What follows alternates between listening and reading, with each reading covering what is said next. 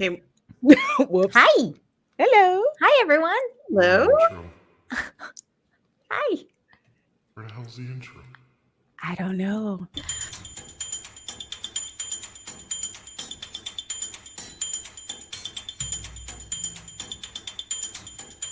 It's Monday night.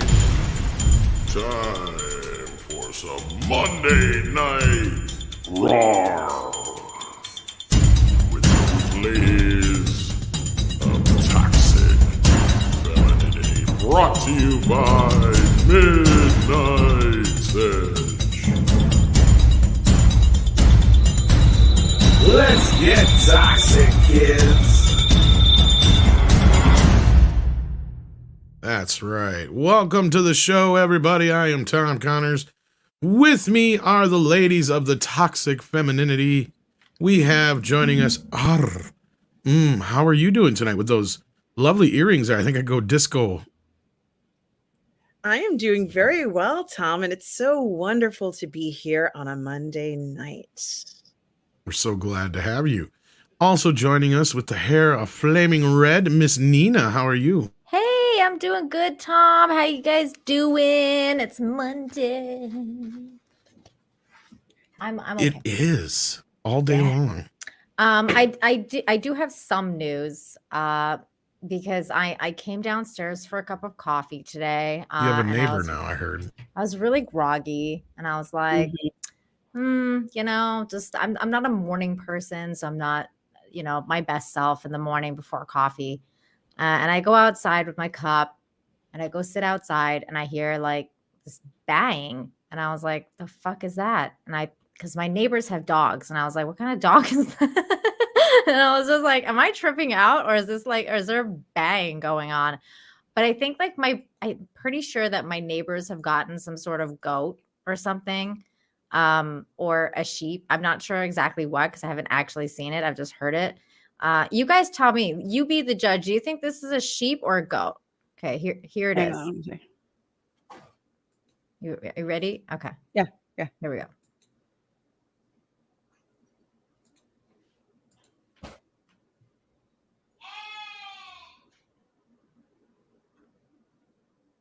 That's a sheep. I was like, what? Okay, there we That's go. a sheep. Goats yell. Okay, It's really freaking annoying. So I got a freaking sheep apparently as a neighbor now. I'm not sure what's going on. This is what it's like to live in Mexico. Every day you wake up to something weird. We're in the middle of the city. This is not a farming area, but whatever. I guess they want that wool to do whatever with, But it's hot out here. What are they using the wool for? Who knows? Blankets, rugs, something. I don't know. Maybe or raising it to get lamb chops later on. I don't know. That's probably it. That's probably it. Well, last but definitely not least, Miss Captain America herself, Lorena Creel. Oh, I love Whoa. that intro, Tom. Thank you. Yes. Oh, I'm so glad to be here with you guys tonight. It's Monday. Wow, we got a packed. We have a crazy ass show. Usually we have the topics kind of like, maybe we won't have anything to talk about, and then something drops out of the sky. Like God's like, here. Yep. I did this for you. Have at it. There we go. Wow. Yeah. So it's going to be great. Yeah. So smash the like and share the stream. Tell everyone we're here. We're going to get some toxicity going. Absolutely. Okay, Yeah. Toxicity. Yeah, that works. There we that go. works. and some of the latest news is Amber's team decided against bringing Johnny back to the stand. I was watching. Wow. I watched the trial Actually today. did something smart. They're like, yeah, probably not a good idea. We're good. She's buried her hole deep enough, Your Honor. We're good. Oh no, she didn't bury her poop though. And it started off rough this morning, and then it went like 180 real quick. It sounded like I haven't got a chance to check it out, but like it was crazy. Well, The psychiatrist guy they put on the stand, it was really funny because he was like trying to talk about like narcissism and stuff like that, and I thought it was really funny because he was clearly a narcissist. And I was like, what is this guy talking about? And then it was just really funny because so I went and Googled him, and he's got like 1.3 stars as a psychiatrist on Google. I saw you posted that. Yeah, it was 1.3, and then people were like, "Well, people are review bombing him now," and I was like, Oh, "Okay, but Jesus. this post is from 3 years ago." And somebody was like, "All right, he killed my dad," and like there was like the worst review you've Wow. ever read, and it was like, you know, the guy's dad was like a recovering alcoholic, and the guy didn't Jesus. care about him and all this stuff, and Wow. I'm like, this is terrible. Like, why would you have this guy in the stand as your like expert with? I don't know. Wow. Well, did you guys hear the more recent thing about Miss Amber and something in her past? No, No. I haven't. She may have actually had a vehicular manslaughter charge covered up from when she was 15. No, I didn't hear about that. Really? Yeah. Yeah. Ooh. Tug was talking about this. Ooh, I did not hear Yeah. about this. I didn't But hear Yeah. about She was that. in a car accident under the influence, and a friend of hers died in oh my the god. accident. Yeah. But I know Tug has like really reliable sources. So shout out to Tug, that umbrella guy. Everybody goes. Yeah, that was pretty trippy hearing him talk about that. Like all of a sudden, do you speak to other social media users? He's like, well, who do you mean by social media users? That'd be like everybody on the face of the He earth. was like, that's everyone. Yeah, it's like that umbrella guy. And it's like, whoa, hello. Yeah. That was I creepy when he swear, said that. her That was great. team- I And I instantly still became have that questions. Leo meme from. Oh my god. I'll have to catch the replay on that because I can't. Yeah, watch it during you the didn't see day. that? Oh, that was the best one. That That was was Last what week, is his though. name? What the hell's his name? Walton, yeah, Adam Walton. He was Waldman. I think it's a Waldman. Waldman, yeah, something like that, yeah. Okay. Yeah. He's Johnny's lawyer, but he wasn't allowed to represent Johnny in this case because I think she named him as one of the people in her like suit. Like she's suing. suit. So I think that's why he can't. Yeah, which sucks because this guy was charming as hell. Too. Because she's saying that he is the reason that that he defamed her. So therefore he couldn't testify or like he couldn't practice law. And I guess she has a hard on for this guy. Like she hates him. She hates him and Tugs and Yellow Flash. She hates everybody. I knew about Tug. I knew that was her Yeah. number one on her short list. Yeah, but he outed himself as one of Tug's sources right in the deposition there. Mm-hmm. It's kind of hilarious. He's forever going to be in that trial. Yeah. Right?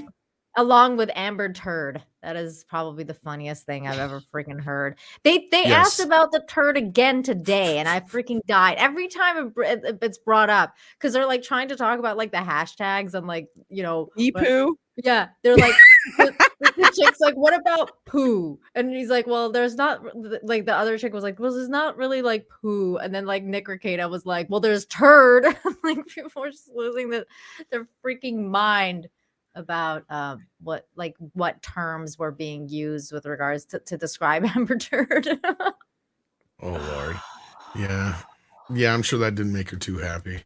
So yeah, we do have some other stuff to talk about though. But before we do, I think we had some super chats here from this lovely, lovely audience, starting with Hillis Mallory. How you doing? You, Hillis Mallory, for $2. Thank you. Says, hello, girls. How you doing? Good to see y'all. Good to see you too, my dear.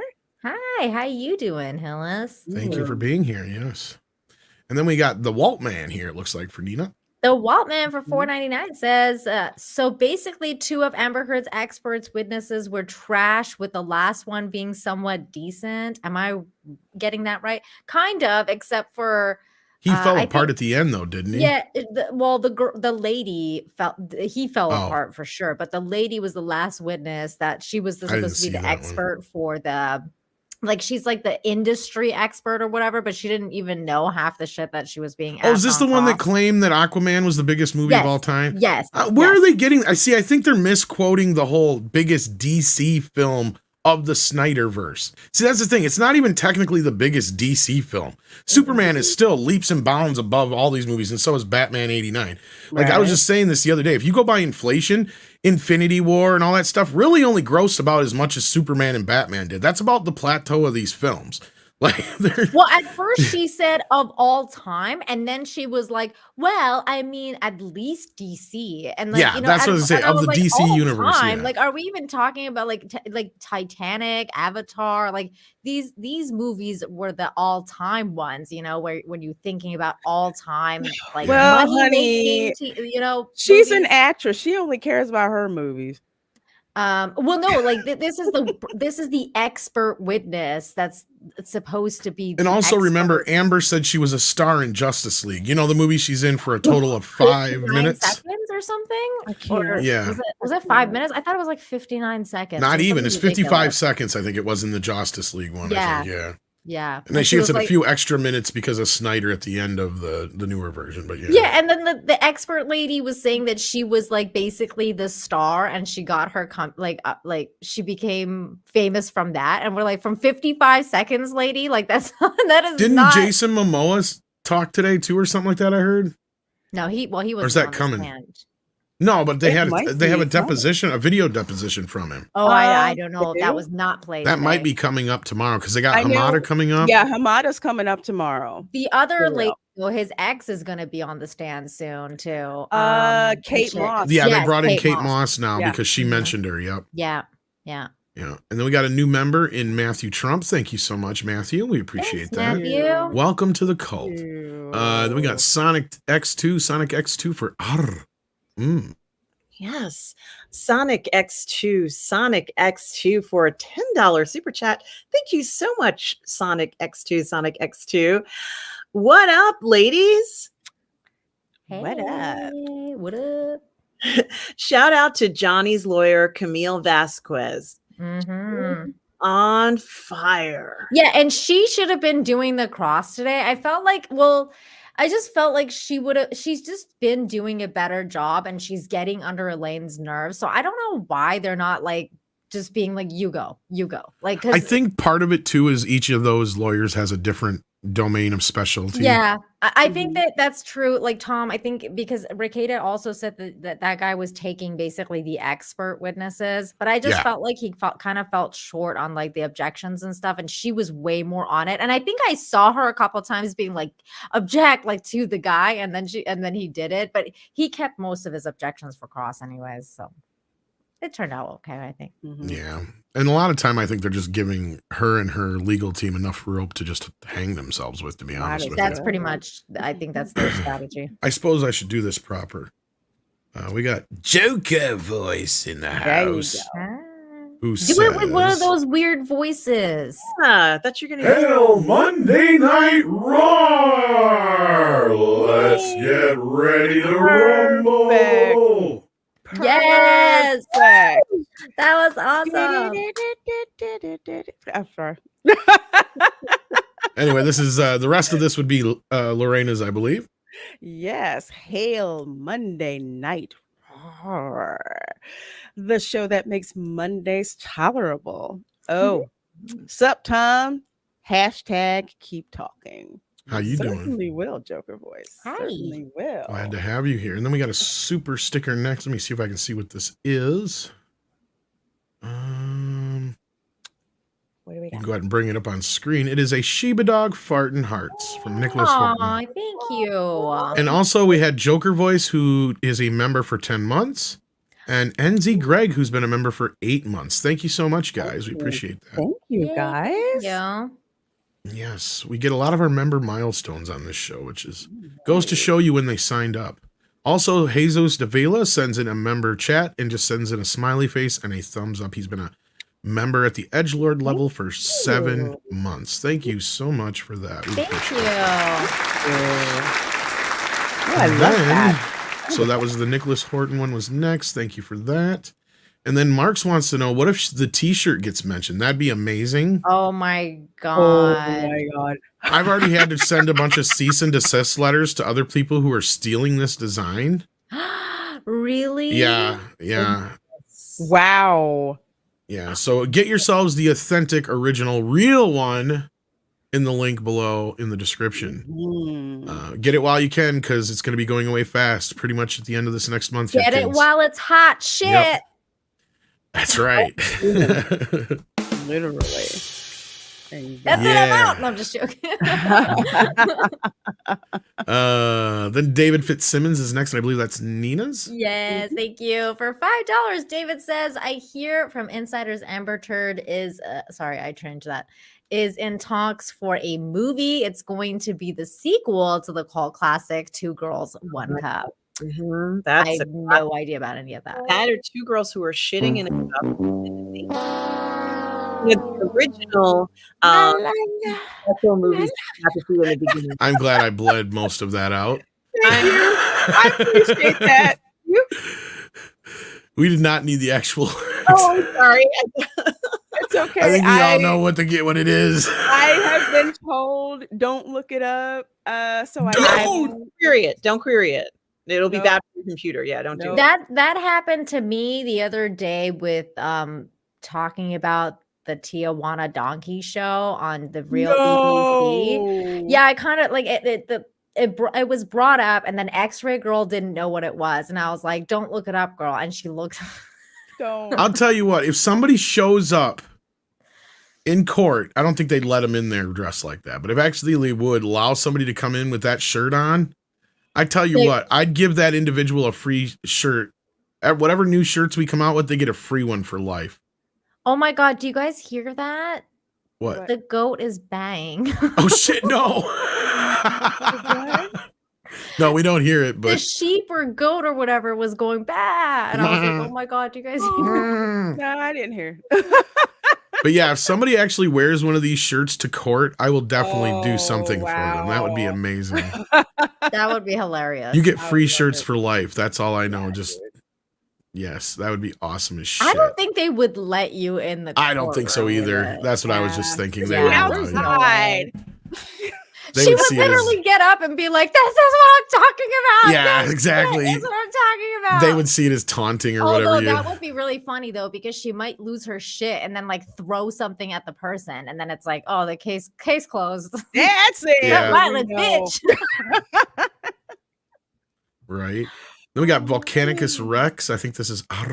Yes, it is. Yes, Volcanicus Rex for $9.99 super chat. Thank you so much for the super chat. We do appreciate it. Hail to the wondrous ladies of Toxic Femme. Hi.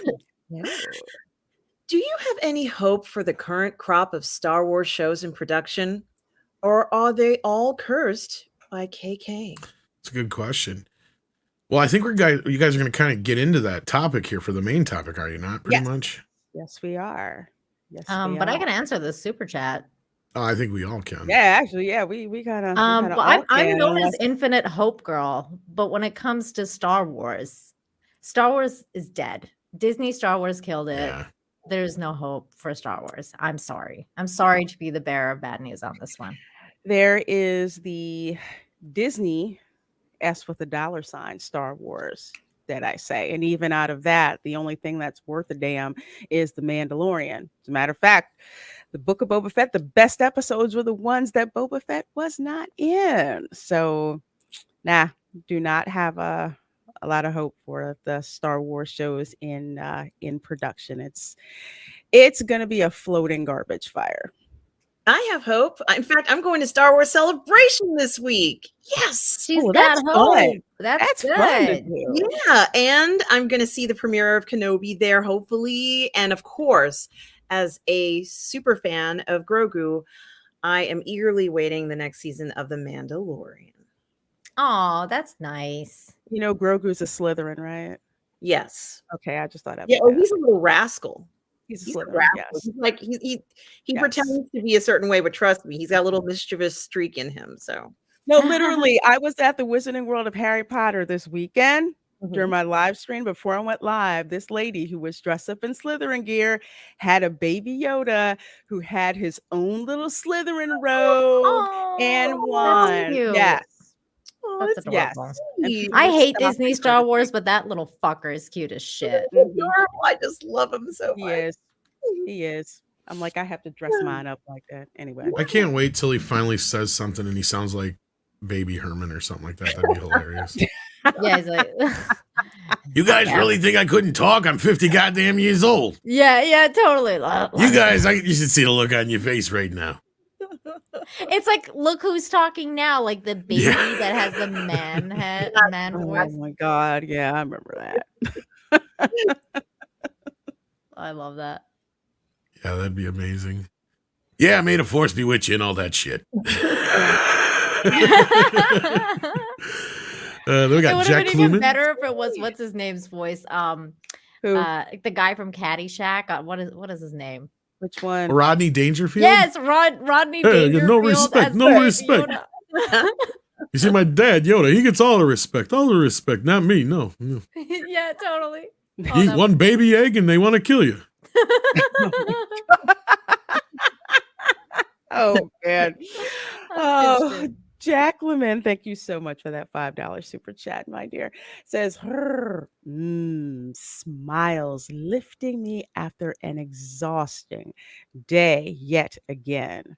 Kudos. Hi, Jacqueline. Aw, Well, that's sorry you had an sweet. exhausting day. Yeah, but you're here with us now. You are safe. You're in a safe space, as they say. Yeah. Well, And Kitty is too. He's just crunkling himself up in here in this. Are you comfortable? Oh, Here. See, he's just cozying himself up here. He's just, That's what they do. oh, he's so cute. until he starts knocking shit off the table here. And then Hunch the Dirty Roofer, thank you so much for the $5, says that expert witness has no credit of any type on IMDb. I mean, if she is important in Hollywood, as she says, shouldn't there be a trail to find? Yeah, I'm telling you, man, they're like not picking very good expert witnesses because she was like, she didn't know anything that an expert would or should know, like certain things that were being asked. She had no clue. Mhm. And then also like I said, the other guy, like the psychologist guy, like is a terrible psychologist. It was bad. Nuts. Let's see. I think is it early with KB there. KB for a $6 super chat. Thank you so much. Amber noticed some of the law tube attorneys who were in the courtroom last week and gave them a menacing. She did. I didn't know that. That's funny. Really? Yeah, he had Runkle and a couple other guys in there. And all No, throughout I the didn't know week. about the look. I mean, I knew they were there. Yeah, but I yeah. didn't know that she did And that. thank Also, you. KB's been a Midnight Edge member. Yes. For a what is it? For 2 months. So Ooh, thank yes. you. Thank you so much. And is KB's picture, is he a soldier? Looks What do- like it. Looks If that's actually like. him, yeah. Well, thank you for your service. Yeah. Absolutely. Thank you so much. Absolutely. Yes, indeed. I think this is next Monday's Memorial Day, isn't it? Yes. Yes. I don't know if we're going to take off yet. We'll discuss that. Yeah. Yeah. But in the case that we do, I just wanted to thank all of those who have had family members who have Yes. who have sacrificed themselves for the country next Monday in case we aren't here. So yeah. Then we got Still Raven next. I believe that's for you, Lorraine. Let's see. We have Still Raven for $10. Thank you so much. What does Amber's tattoo say on her side? I have no I idea. have no idea. I forget. They mentioned it, but I forget what it said. I don't know. Waste hazard. Ooh, hey. I don't know. Or hazardous waste. Oh, one of them. We'll find it. Cricket was good. We'll find it. I don't know what her tattoo says on her side. That's a good question. She does have naked pictures out there. You could probably find out pretty quick. KB confirmed that he was a paratrooper. Oh, awesome. So that's awesome. cool. That is so That's cool. really KB. Awesome. Yes. You look like it there with all that gear. Yeah. You're ready to paratroop. You that's must for sure. you must be looking forward to the to Maverick coming. Yeah. Were Yeah. you in the 82nd Airborne? Just curious. That's cool. Just curious. I know a lot of guys from the 82nd. And Yeah. then Jack White for 5 says Thugs on Doomcock's latest rumor video about KK and the spin coming from the shells. Do you mean thoughts? I haven't. I think that's what he means. His Yeah, I thoughts. think Okay. thoughts. Why? I haven't seen it, so I don't. I haven't I'm seen not it. familiar. I couldn't tell you. I haven't either, but it's probably similar to Andre's, where he pretty much says a lot of the same stuff. I'm imagining. And of course, I'm just assuming because I haven't got a chance to check it out myself. But If yeah, the I mean, rumor is that she's getting fired, no, she's not. Not that one. no, he's either. probably That's all I talking know. about like this whole Vanity Fair thing was basically a puff piece for Kathleen Kennedy to That pass was the buck. damage control. That was all, and not only that, she's going. They go against a bunch of shit that's been reported before. That's what it's. They basically gave us a bunch of confirmations for a bunch of the shit that we've reported on in the past. Mhm. Okay. I mean, this was a big. If that's what he means, then yeah, that's true because Disney's plot to brainwash you about Kathleen Kennedy. Yeah, I could see that, but she's not going anywhere. no, I doubt it had anything to do with that. But no, it's clear that she has no fucking clue what she's talking about when she's like, you know, like because they asked her about the Kevin Feige Star Wars movie, and she's like, no, Oh, that's far off. We're going not anywhere. happening anytime soon. No, Yeah. it's not real. and then last week Michael Waldron's all like, yeah, I'm writing Kevin Feige's Star Wars movie Yep. right now. It's like, yeah, because you're out of the loop, bitch. Notice all these directors coming in. Guess what? They're all Marvel people. You ever notice that? Yeah. Which worries Taika me. Waititi and all that shit. Yeah, and half the people that are directing on The Mandalorian and stuff. Yeah, they're all Marvel people. And then we got John Edgar. I think this is for Nina. Did I skip? either? No, I think it's I don't. Yeah, I think it's you, Aram. Turn. Yeah. Yes, John Edgar for a $5 super chat. Thank you so much, John Edgar. We do appreciate it. Hail, ladies, Hi. Hey. and Tom. I am here usually. Good to see you all. Lorena, love that shirt. Oh, thank you. Yeah, that's a dope shirt. you. It is Lorena. pretty badass. Thank you. Also, I'm on a personal quest to write, quote, I hate Alex Kurtzman, end quote, in every super chat. Wow. There's a special level in Dante's Inferno for Alex Kurtzman, but that's all I'm Yeah. gonna say. Don't Yeah, get me started. I'm with you him. on that one. But thank you for that, John Edgar. Yeah. We had 16-bit mascot. 16 bit Oh. mascot for $5. Thank you so very much. Hey, amazing ladies. Always enjoy the show. Keep on keeping it real. Cheers. Yay, Oh, cheers. my dear. Surely will. All Indeed. right. I was answering Mrs. X Trickle. I don't know how to say that name. Mrs. Trickle Trunk. Trickle Trunk. Trickle Trunk? Tickle, tickle turn. I don't know. You can't mix the mix tickle trunk. Mix six. Chunky chunk chunk. It's 2 X's in a row. Oh, No, wow. I'm not playing this game, Mr. Tickle Trunk. I'm not See, playing look. it. Mrs. Tickle Trunk. No. No, I'm not playing this No. game with you, Mr. Tickle Trunk. He does this for you, ladies. I know. It's so freaking You be happy he does this for you, ladies. Nina, Miss you're up next. XSX. I'm not saying that much. That's too much. Yes, exactly, Hillary. It's like Mitzelplixig. No. Oh my god. And then we have another super chat from OG Star Wars. Hi girl, what's up? And she says, remember criticizing a character who's played by a POC. You are now a racist. Hello, gals and gents. Hi. Hey, girl. If you want good Star Wars knowledge, go to OG's channel. Yes, OG knows it all. Yes, she does. Good seeing you, girl. Let's see. And Hillis Mallory for a $5 super chat. Thank you so much, Hillis Mallory. KK, we've learned not to recast the lesson learned, girl. You learned the wrong lesson. Yeah. And who knows I if hate she's ever truly learned it. I mean, Well, I read that and I laughed at her and Ewan McGregor. Mhm. Because it doesn't matter. You could have got Anthony Ingruber and people would have been happy. The movie was still shit, though. That was the the movie problem. was trash. Nobody wants another Han Solo or somebody else playing Han Solo. It's dumb. It was dumb. I still want my loyalty points back for using them to But this buy whole idea you can't recast Solo. is dumb. Like I don't see a problem Nah, with the that. script was crap. Yeah. And as Ms. XXX Tickle Trunk points out, I dress like this for you. Well, not good enough. don't. yeah.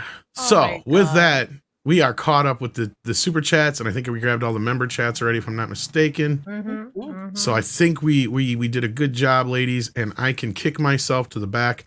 So you guys can get into this Obi-Wan Kenobi and Star Wars business, as was brought up a couple times in the super chats here. So yeah. So in honor of Star Wars, would you teach me karate? I don't believe in karate anymore. Leave me alone, Daniel-san. I want to die.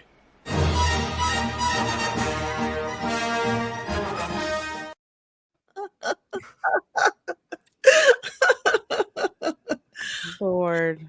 I love that clip. Oh, I wasn't quite sure what we were going to talk about exactly on the show tonight because we kind of had like a potluck of topics kind of swirling out there. But then I happened to go on Twitter and find this initial article about The Independent. Now, it really wasn't this headline that grabbed my interest. It was this headline as pulled from the initial article. Now, just to put this out here so people know, no, Moses Ingram did not call Star Wars fans racist. However, Lucasfilm went back to their old tricks and basically said, Kelly Marie Tran and John Boyega had to deal with all of this racist backlash online. So most likely this racist Star Wars hate is going to happen to you. I literally read that. It was in the first paragraph. The first paragraph, it was like, Okay, let's go. yeah, let's get to the first paragraph because we're gonna break this down because we need to. yeah, because I mean, like when I read that, I was just like, I'm out. This article, I couldn't do it. I couldn't even scroll down. I was like, this is already going to be such a shit show. I don't need to hear any more of this crap. But yeah, I mean, we do need to break it down. We so do. they're just calling us fans racist again? Yes. In other words, it's another day that ends in Y. Gotcha. Exactly. Yes. And they're doubling down on the same stupid that they did when it came to I say Rise of Palpatine, Rise of Skywalker, because I wasn't really online in the fandom with what happened with The Last Jedi, except that I saw that and it was the worst freaking Star Wars movie, and I didn't watch anything Star Wars for like a year after that because I was so pissed. So I didn't really witness anything, and I've been on Twitter for the longest time.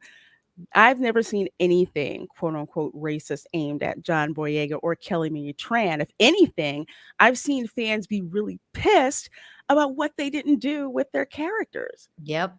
It's like you have a force sensitive stormtrooper. We have never seen that before.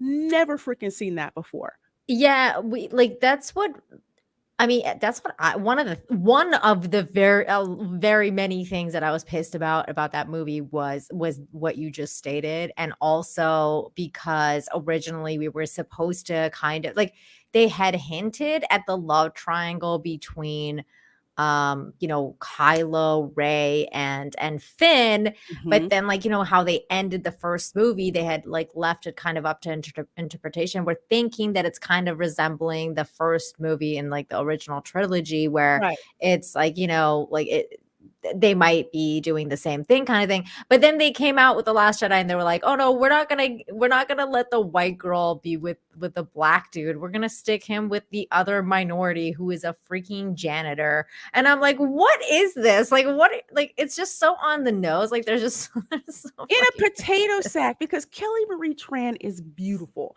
If you've ever seen Yep. her, she's gorgeous. They had her in this ugly ass outfit, and it just made no sense to me. And lots of other fans online had that same reaction, like, she's a beautiful girl, why do you have her dressed that kind of way? What are your thoughts? Yeah, I agree completely. I mean, clearly, as far as I'm concerned, Ray and Finn had chemistry on screen, especially when he grabs her hand. Agreed. That even, like when they're in the tent, he's like, we got to get out of here. And it's just the way that he does it, and she's like, well, where are we going? What's going on? And he's like, trust me, we got to get out of here. And it was like, she had to trust him at that point. And you kind of feel like a little electricity or a spark between the two of them. They looked good on screen together. And I was like, oh shit, this is really going to happen. I was like, this is fantastic. He implied that something was happening between them. Everybody knew that that's what we were hoping for and what it looked like. And they totally dropped the ball on that. Poor Kelly Marie Tran has. Oh my God. No, gave her the haircut that you wouldn't give, anybody that you cared about. It looks like something out of a cartoon. It doesn't look like a real world hairstyle. And I can understand, like, her clothing. Yeah. What is that? It's like she stole her haircut from Betty Boop. It's I mean, not you right. guys want to see the most unromantic kiss in cinema history? Oh God. Right there. God. That's it. Oh, God. Like, That you was tell me He's there's literally no. cringing. Like, he's like, I don't want to be here. She has cooties. I don't want to do that. Yeah, he really does not look like he's too happy to have to do that. Wow. Double like- parts. Do I have to kiss her? That's what I would be thinking that they're thinking. Oh God. Where was their intimacy coordinator on this? Yes. When you do this, it's so This is horrible. like awkward second date, not gonna be a third date. Oh, this is definitely, there's not going to be a third date kiss. Like, oh, no way. The lesbian kiss was awkward. It's just awkward all over the place. My biggest fear is that they're going to do to Moses, what they did to Finn. That's my biggest fear right now. Not whether she's the main character in the story, but the idea that she could be boosted up and be incredible. And you're watching, you're like, this is actually pretty good. And then they make her what? A maid, since they made him a janitor. Like, what's the next blow that could possibly happen? Because if they drop the ball with her, I think it'll be like one of the biggest mistakes they could make, especially with her. But the thing is, like, I get what you're saying, because like, but like that, when it comes to Star Wars, that's not my worry. My worry is I want, like, if I was to watch it, because I'm not, but if I was to watch it, I would want Obi-Wan Kenobi to be the main character of his series, especially if it's called Obi-Wan Kenobi. If you're going to have a series that's based on this character, I would do what Lorena suggested in the back. And what was that, Lorena? Do you want to tell everyone? Call it the Inquisitors. Exactly. Call it the Inquisitors and let us see into the world of the Inquisitors. What is it that they do? Because I had no idea who the frick that they were. For me, Star Wars episodes 1 through 6. Sorry. That's what that is. It's 1 through 6. If you cannot go back to that basic level of canon, you've lost me. So if you have something like the Inquisitors that builds it up and goes from the movies to tell you where they fit in, I could roll with that. But I also agree with on this. If you bring this character in because you want to do it just to say that you're diverse, because let's face it, that's what they're pimping. They're not saying we have this kick-ass mystery female character. We don't really know what she's about, but there's something going on where she's after Obi-Wan. You build up her character that way, okay, fine, but that's not how you're selling it. How you're selling it is based on diversity. How you're selling it is telling somebody that looks like me or somebody that looks like her that, guess what, this is what you should get.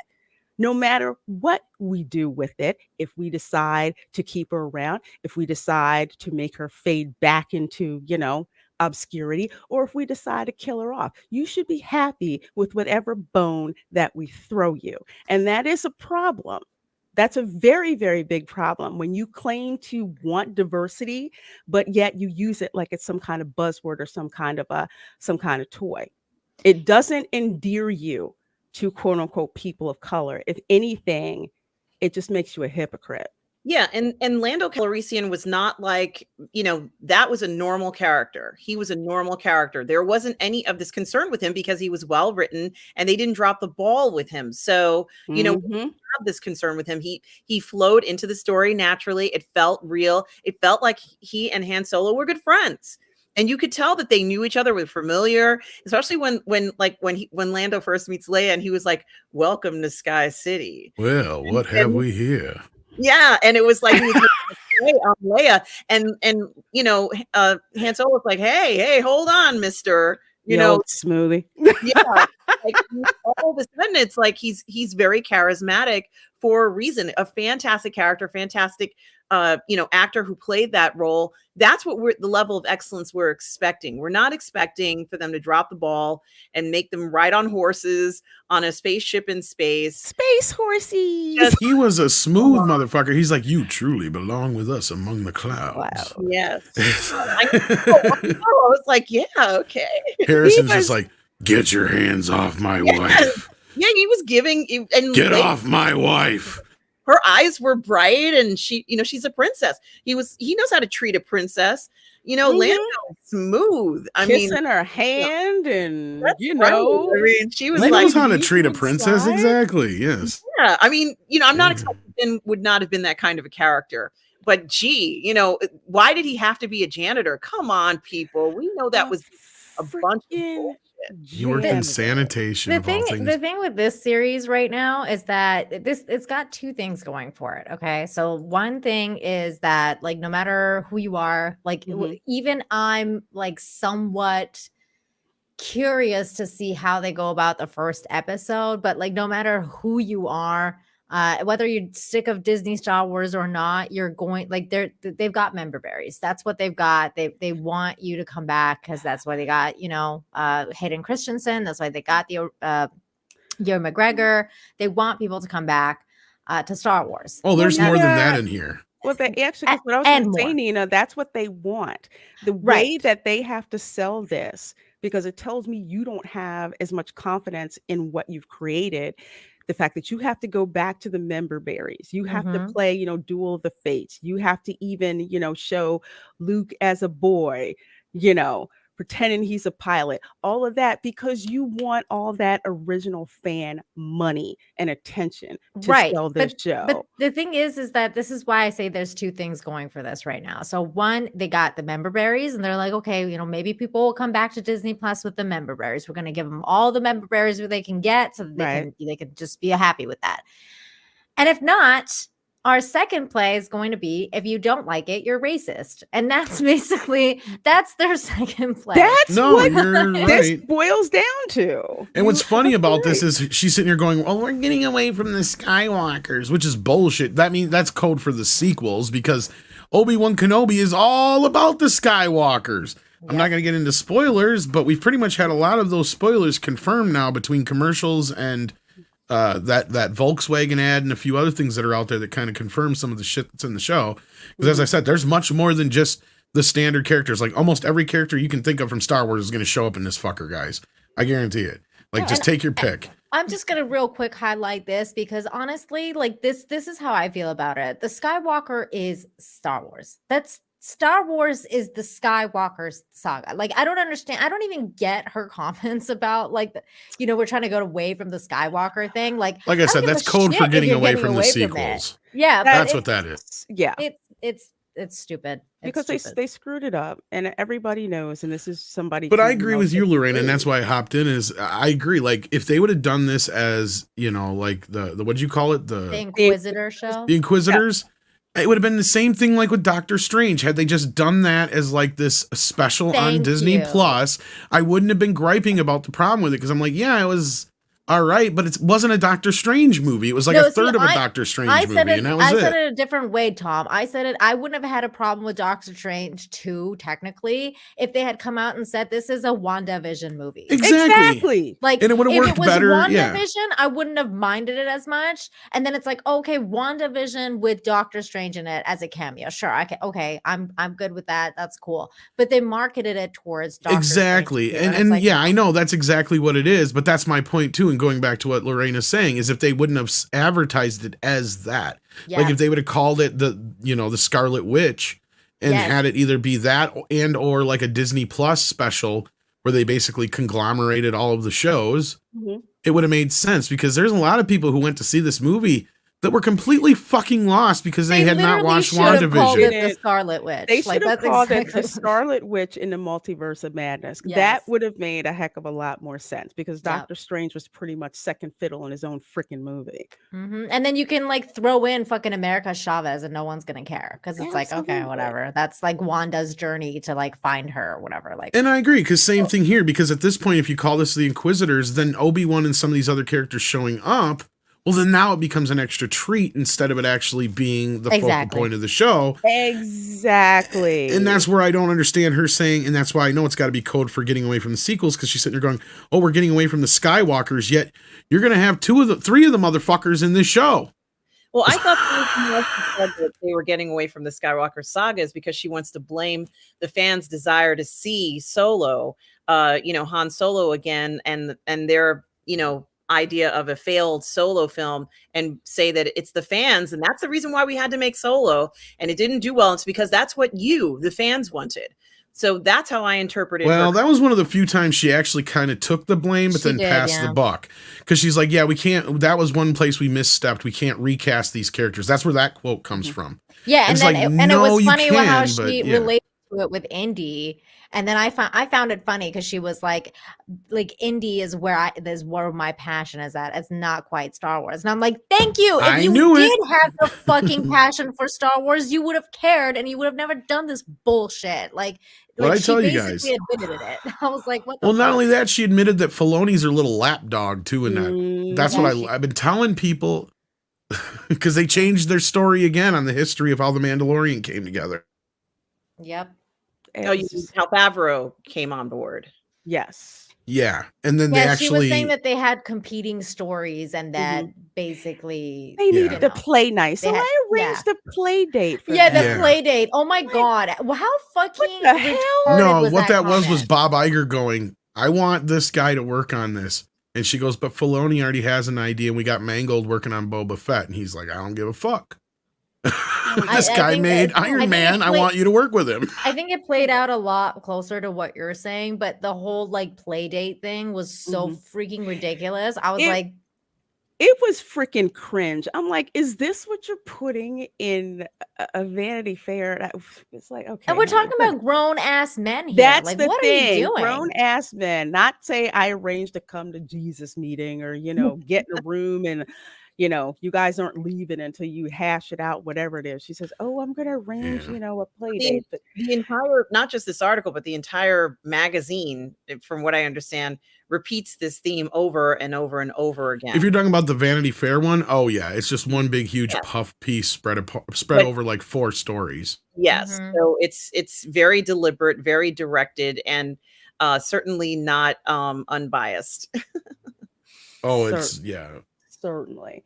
But just to get further into this article here, to get to another quote. And like I said, this is why I say the whole thing about quote unquote racist hate coming from the fans is something that actually Lucasfilm says. So she quotes here, this is Moses Ingram. It was something that Lucasfilm actually got in front of and said, this is a thing that unfortunately likely will happen, but we are here to help you. You can let us know when it happens, Ingram told The Independent. So, okay, so again, Lucasfilm, you're going to basically tar all Star Wars fans with the same brush who have an issue with this show. Yes. You're fucking racist. And also you, Lorena, especially you. I'm gonna call you out. Okay. You're just like an internalized racist or whatever. Because Do I have an internalized white supremacy? yeah, that's right. That's right. That's right. You catch yourself. You check yourself with your internalized whatever the fuck you just said. Do better. Do better. You know where y'all can go and put that. Fucking bullshit, man. Like I'm like I mean the shit that just these people like come out with is, first of all, it's so tired because I mean we like you say you were surprised at the back, like this doesn't surprise me in the least. No, it's like it doesn't surprise me. It's kind of like Wile E. Coyote. You know he's gonna keep effing up, right? And it's just like, really, again, you're gonna try that again? I'm just surprised you keep freaking, you keep doing this. At least we admire Wiley though, because we know it's not going to work. Yeah, but he believes it's going to. Yeah, he won't give up. He has hope. Exactly. Kathy is just, you guys are right. She gave her all, she showed us all her cards. First of all, she's clueless. She has no idea what's going on. Clearly, Favreau and Filoni are running the show.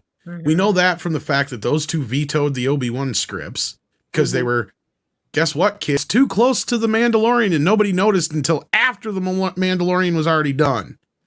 And at the same time, she's like, oh, this is on the back burner, this is on the back burner, that's on the back burner. All the shit that's on the back burner is your shit, lady. Did you not notice that? The Acolyte, the Rogue Squadron thing. I thought it was funny, by the way, the Rogue Squadron comment. Yeah. And she was all like, yeah, she's like over there rewriting the script. Like, and I was like, I don't know, that sounds kind of From salty. what I heard, that movie ain't happening. That's what I heard too, but I also think they're salty at her for some reason. She just seemed salty. That was a salty comment. That would actually would actually back up what we heard, and that was that they had some big row over the script being a piece of shit. She didn't like the micromanagement, from what I understand, and that's what I heard too. Also the script in addition. So Patty's booked on other projects through like. Well, she's got Wonder Woman 3 and Cleopatra. Yeah, he's got all that stuff going on. And honestly, who is really, really, really itching to do a Star Wars movie anymore? No one. Kevin Feige. You know what's? No, actually, he's not. No way. He's got somebody. He's hinted quite heavily that he is more interested in working on Star Wars than he is working on Marvel. And I'll tell you, her little, oh, it's not happening, that was clear. Like, I could smell the peanut butter through that fucking article. She was so goddamn jelly. She does not want Kevin Feige anywhere near Star Wars. Do you see her over at Marvel or Pixar? Well, I mean, honestly, though, like, to be completely honest, neither do I. Because Kevin Feige is. You're right. At this point, I agree with you. No, like, why do we want him? No, the Kevin Feige thing is left over from when Bob Iger brought him in, because this is the whole thing is they have lost all confidence in her, clearly. But this is the thing that showed something to me with the Vanity Fair article on the fact that we're talking about all these directors, and the fact that she's talking about that she needs someone. She kept hammering in I need someone that will take on this project for several years at a time and is not going to just take off on us. Because obviously she's talking about Rian Johnson. Oh, you didn't see that? Yeah, well, actually, there was more to that quote. That quote they cut off the beginning and used it in a different part. She is talking about Rian Johnson. Yeah, I know. Entire I read the quote whole was thing. about. She's talking about Rian Johnson. I call him Rian. I'm sorry, but anyways, he like but the thing is that like really stood out to me is the very idea that no one wants to direct a fucking Star Wars movie. Okay, that's the thing. Even the Russo brothers, like, no. It used to be people would jump at the bit to do it. Exactly, and it's just like, nah, I don't want it. Here, you take. Nobody wants this job. Like, it's just it's actually kind of crazy to think about how one of the most successful IPs in the world that used to be one of the most successful IPs in the world. Used to be, and now would you want to take this shit on? On to fuck no. I mean, unless like basically the reason that I would take it over would be that Kathleen Kennedy is gone and that you would get basically like free reign, then sure, yeah, I would take it on. I'd be like, fuck yeah. Yeah, because she could me. not be anywhere freaking near Yeah, a Star I'd But be Wars. like, I'm she's not off as the set, confident she in doesn't have final Favreau. say. I'm not as confident in Favreau as I used to be either, because the Book of Boba Fett was nothing but a band-aid for season 3 of Mandalorian. I know, but did she have final say? That's the thing. Like when it comes to certain creatives at Star Wars and Lucasfilm, right? That's the issue. Is that like, are they going to actually let them have free reign? And they don't. They don't. Not usually, no. She micromanages, and we know that for a fact. But Yeah. here's basically what I heard, basically, and again, this is just speculation, so take it as a grain of salt, even though there is some evidence now to back some of this shit up. Mhm. But basically, she was off doing her thing with Blood and Bones. They said no more Blood and Bones shit. Lucasfilm is Star Wars, Indiana Jones. That's it. None of this Wait, other what's Blood garbage. and Bones? Is that indie? That was that thing That that was the oh god, I forget. What I was the yeah, I name talking of can't remember the actor. author. Remember the author, but they lost the rights to it. It was pretty much, I don't want to call it a diversion. Well, they didn't lose it. project, They but sold it to Paramount. Yeah. Oh, I didn't even know that. Yeah, because he's like, got Chapek's like, put none up of for this sale. shit. No more of this crap. So at that moment, that's when she turned her sights back on over to Lucasfilm Star Wars stuff. And then that's when Gina Carano got fucking fired. And then from that moment on, you had them guys scrambling to clean that fucking mess up. So that's when she they reinserted shot herself. themselves in the foot when they fired her, because there That was a was- that lot was of people Kathleen that were Kennedy. going back. There was a lot That of was- people that were going it back, and they were like, there was people that were going back that had had enough, like me. They were like, we're done with Disney Star Wars, but then they were like, well, we kind of like The Mandalorian, and Gina Carano's really cool. And then all of a sudden they fired her, and then they were like, We "Oh, almost we're know for a done." fact that was her. Or at least she pulled the trigger anyway, because Mm. there's been plenty of people now who have said that went above Favreau's head. There's only one person above Favreau's head at Lucasfilm, and that is technically Kathleen Kennedy, as far as we know, right? Mhm, So then at that moment, that when all hell broke loose, and then they had to do Boba Fett to clean up the mess, because Grogu was supposed to be gone for a season while they had a whole nother storyline to go into that they didn't get to because all these other spin-offs now got fucked up. mhm. So then that's when she went back over and started paying attention to fucking Indiana Jones. So it'll be interesting to see how Obi-Wan turns out. I have heard so many mixed things about this show already, it's not even funny. I've heard the highest highs to the lowest lows. Like from So- people who've actually seen. Yes, Stuff?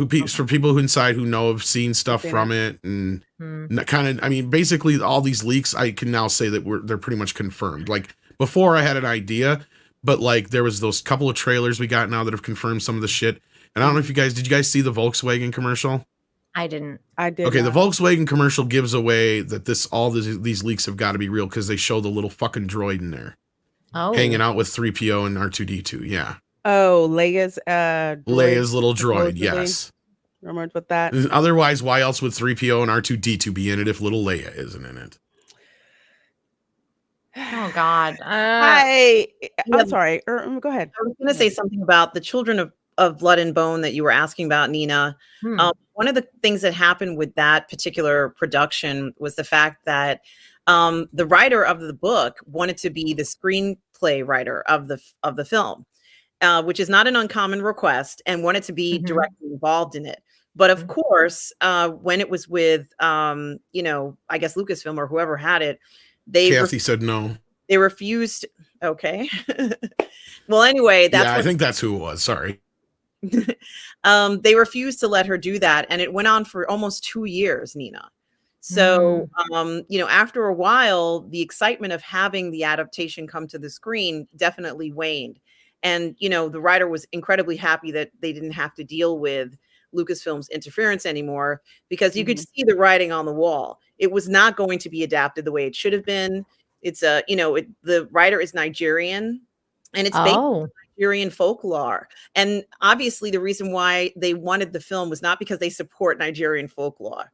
It was because they Oh. wanted to have a representative film to say that they do. So it was all for show. Even as time goes by, they'll put it on the list and say, well, we used to support Children of Blood and Bone. So, we're special and we support diversity, but they didn't give a shit about the film, in all honesty. And, that's why it was so easy for them to just let it go. Well, and also, Yeah. they don't even pay their authors. Like, Basically, KK they micromanaged it literally out the steal- door. Oh Pretty yeah, much. I can Is see what that. I heard. Mm. But Brian, no, Benioff and Weiss's thing got canceled the moment they fucking screwed up Game of Thrones. They were out the door big. They made sure that we knew they were gone. Gone. But there's this last which is funny because that's why they screwed up Game of Thrones, because they wanted to rush to get out the door to get to their Star Wars. Fucking poetic justice, isn't it? It's like, yeah, I'm never forgive them for season 8. Oh my gosh. So this last paragraph here, because honestly, these 3 paragraphs are the only thing that you really need to know about this.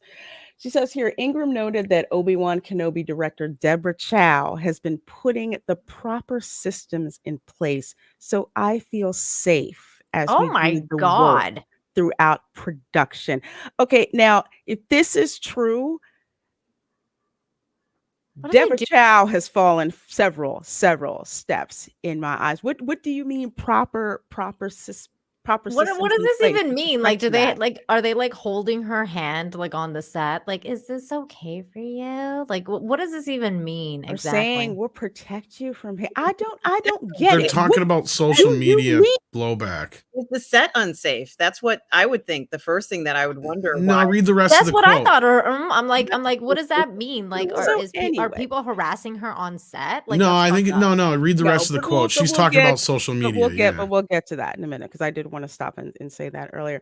Of course, there are always pockets of hate, Ingram said, but I have no problem with the block button. So actually, Lucasfilm social media has been working, with her and kind of guiding, her, so to speak. I don't have an issue with her using the block button. I've used that myself. Yeah, and people just get completely stupid, but that's not the point. Go ahead. I think we can all, imagine the scenario where Gina Carano was on set and she said she didn't feel safe. So maybe there are situations in their production teams where they are actually doing stuff, and even the people she's working with are making it difficult or having issues of hate towards her on set. We just don't really know what the climate it might be like. That's also true. like, we don't actually know what's going on over there. But true. That's why I agree with you, and I believe you if she was on the other side of side of the aisle. That's the thing, is most of the people Gina that people was are on the afraid other of. side. Yeah. See, that's the thing, is the mentality and the culture there is very woke left wing. Well, you know what? I will add this. I will add this. You can't exactly say that with 100% certainty, because I've dealt with people, or quote unquote leftists, who think that you were also leftist. But as soon as you disagree with them, guess what? You lose that quote unquote status. Exactly. So that's a good point. That's why I asked a good point about, but also we don't know, like, because there's also like, I don't know. I hate saying this, but there's like microaggressions and things like that happen that you don't really realize happen. And then, things like that do happen. But with regards to social media, though, like, all assumptions aside, let's say everything's perfect on set, la-di-da-di-da, right? Right. With regards to even social media, though, it's like, I mean, she's a big girl. Like, what the fuck is this? That's what I'm talking about. It's just, so somebody said, mean words or whatever. You just use the block button and move on. You do your work. Case in point. Oh my God, I'm blanking on who she was. Fennec Shand. Oh my God. Ming-Na Wen. Okay, I freaking love her to death. She's freaking badass. She's probably gotten hate thrown her way on social media. I've never seen her whining about it. Everybody gets hate on social media. Somebody called me a she-chud today. I was like, what does that mean? It is what it is. Somebody tried to call me racist. That happens at least every 6 months or so. I get called that, or whatever. But just because someone disagrees with you, just because someone is an a-hole, doesn't, automatically mean, that it's hate. But the issue that I have is Lucasfilm basically priming her and saying, yeah, you're going to get racist hate from Star Wars fans, as if that's all the Star Wars fans. Now, if anyone would have dropped in there and said, you know what, there's hate out there, but you know what, that's probably just a small, fraction of fans, and I'm not worried about them. I'm just trying to do the work so, the majority of Star Wars fans are happy with it. That's all she had to freaking say. Yeah. That's all she had to say. That's all we ask any of them to say, and it's like, or basically just say, I know there's hate out there for whatever reason, but I'm gonna put the best performance of my life, and you guys judge it for what it's worth. I hope you don't judge it because of the color of my skin and by my performance. Done. So long. Like, there's nothing else you could say. It's just, and then, it all comes down to this now too, is like what you guys were saying, like what was saying. What is the script going to be like? Are you going to put her in a van down by the river? Like, are you with a plant? with a plant? Are you going to make her an ex drug dealer? Is she going to be an ex spice runner? That's Oh God, no. like, I mean, No. like Oh, no. there's certain things that you're I just kind of can't like, go. okay, like how are you helping your minority character not be a fucking trope and a fucking like, I don't, you know what I'm saying? Like, it's just, what are Are you doing? What are you you doing yeah, to help the situation? are you going to write her as a character that's going to be memorable, or are you going to write her as someone disposable? Yeah. And all you did was say, hey, here's Yeah. a Here's your face token. on screen. Here's a person of color. I hate that term because everyone is a person of color, and they use that term to lump all minorities together so they can control you more efficiently. That's pretty much why they use that term. I am going to watch this. I like train wrecks. If it turns out to not be a train wreck, that would be great. I don't have much faith in it, but at the same time, I want to watch it enough to be educated so no one can say, well, you didn't watch it, so you can't judge. It's like, yes, I did watch it, and I can tell you exactly what I didn't like, and here's why. It's interesting. Lucasfilm will talk about, Star Wars fans as if they're just a whole bunch of like 55-year-old white guys, but they won't talk about fans like me or fans like, us ladies here. They won't talk about that and the pushback that we have. Because God forbid that you should push back on a show that was canceled because it was absolute Do you know crap. you know what else really pisses me off about this too is the idea that like,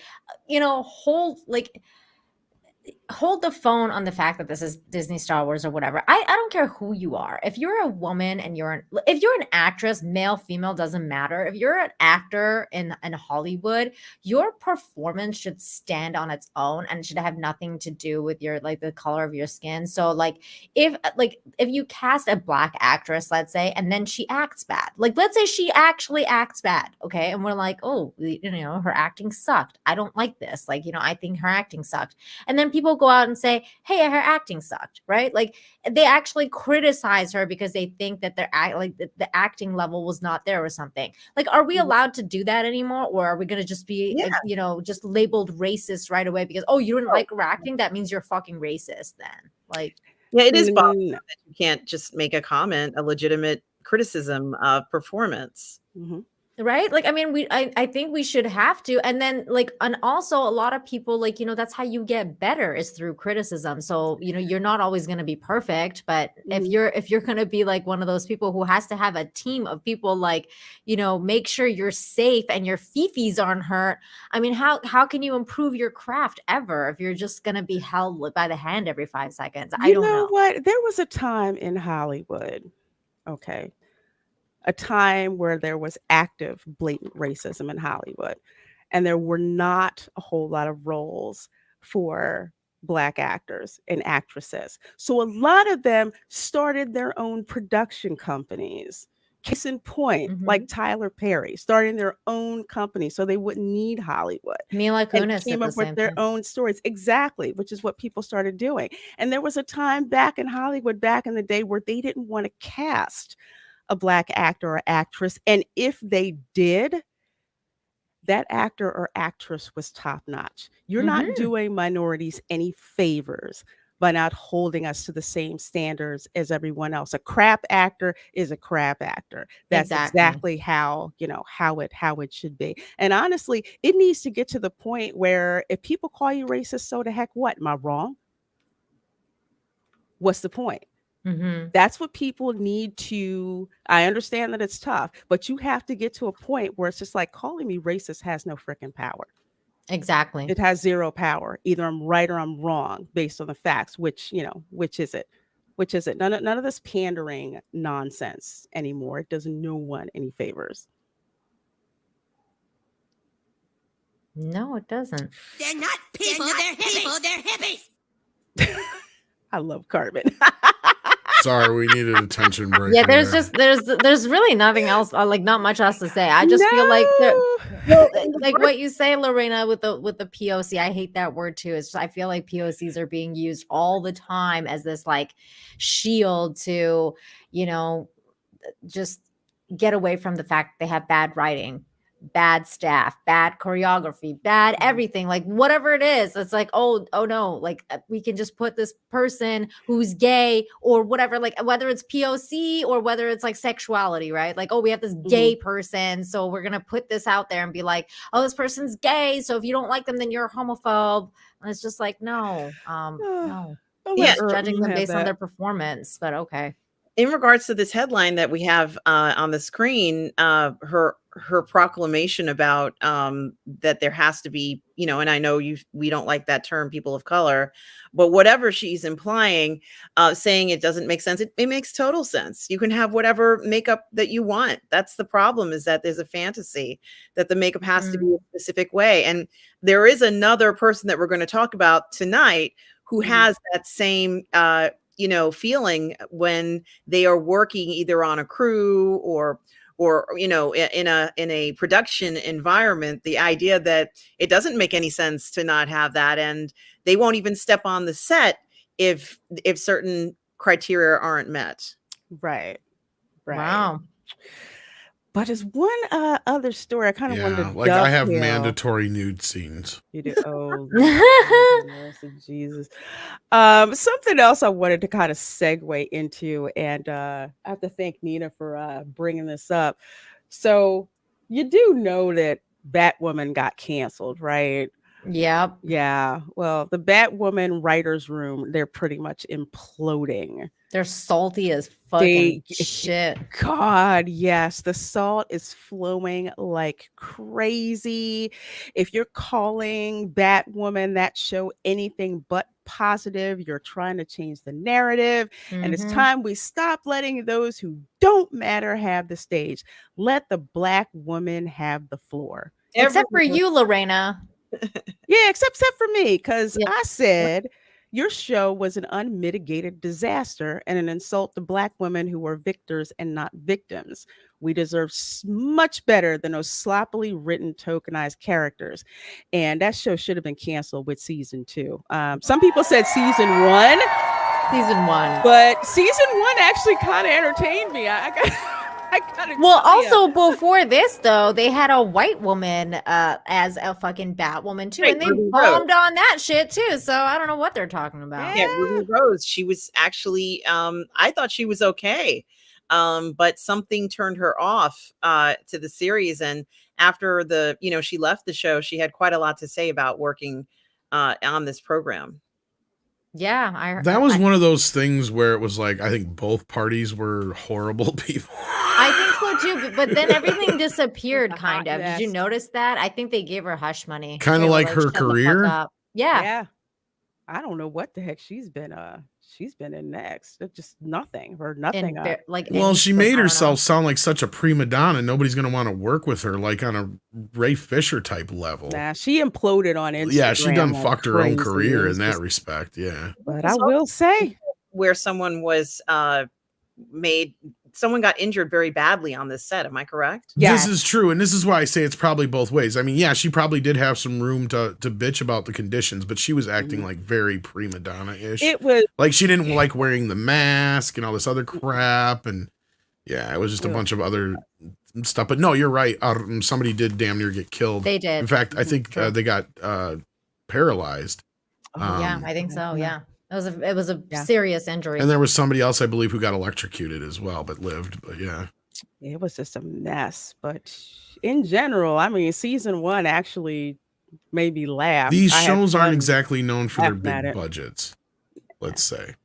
But somebody said something about Az getting blocked, so it's interesting. Yeah, that, Az got You blocked. should say that Mhm. because your girl wound up getting blocked Not too. surprised. Not surprised. Oh, Can't no. have me out there disagreeing. No. Mm-mm. They No, didn't no, block me no. though. I'm kind of shocked. And I was telling Interesting. Lorena because I was like, I thought I was going to get blocked, and then because Az got blocked and I didn't get blocked, and I said something really similar to Az, and I figured, oh, they probably didn't block me because I'm a woman, but then they blocked Lorena, so I was like, Yeah, they blocked me. See, I'm too dangerous. They can't have me out there. yeah, No. yeah.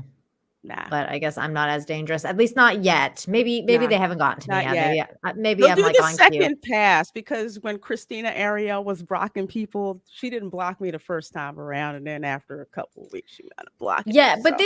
this is kind of like what I've been hinting at though, because I said something similar too, and I said like I said you can have all the representation you want. It will never substitute for bad writing and shit character. In fact, you did your representation a disservice with your trash script. Why not give her something to work with and be successful? The blame is on you, because I think that's what it really, this all boils down to a lot of the times, is that a lot, these people do have a lot of talent and they do get cast because of a reason. And usually that reason is because they're talented, but then they have shit scripts to work with, they do the best they can. That's how I always felt about Batfleck. Like I always felt like, especially the first time we saw like Bat Justice League with Batman and Superman, and it wasn't the great Justice League or whatever. Yeah. I didn't like Batfleck that much because I was like, well, I mean, like he kind of sucked, but then again, I was like, but Ben Affleck did the best he could with what he was given. So I liked Ben Affleck, and I was like, I thought Ben Affleck as Batman was okay because he did the best he could, but the script was shit. There's nothing you could do when the script is shit. And in this case, in Batwoman's case, when you have, when you're coming up to girl by the river in a van, ex-drug dealer, these kind of tropes that you're putting in Too there. dumb to flush the drugs down a toilet. That's right. In every movie. You just can't. You can't do this kind of stuff and then be like, and then cry racism or cry like, oh, you didn't want gay Black woman representation, and then we got canceled and you're celebrating it. It's like, no, we weren't celebrating that. We're celebrating your shit show being canceled because it's a shit show. No one wants to see it. Crap show. If you would have wrote a kick-ass LGBTQ Skittles Nation character, no People one would would have have liked it. crap to I'd say. be watching it if it was that good. People would have liked it. They would have been like, oh, okay, like this is actually pretty good. There's been a lot of times that I've seen something that I was like, I don't think I'm gonna like this, and then I watch it and it's really good. Like, case in point, Sonic. Like I really didn't think I was gonna like Sonic. I'll be completely honest with you guys. I was like, not into this. Like I like the video game, but this is just a little too kiddie for me, especially at the time when I watched it. I was like, I don't know, like just not feeling it, And I ended up loving the movie. I was like, oh my God, this was amazing. I should have watched it way long ago. But it's just one of those things. If you make a good movie, people are just gonna like it. It's just the way it is. In this case, they didn't. So yeah. Last thoughts are before we get to a lot of super chats we got piled up here. Thank you guys so much.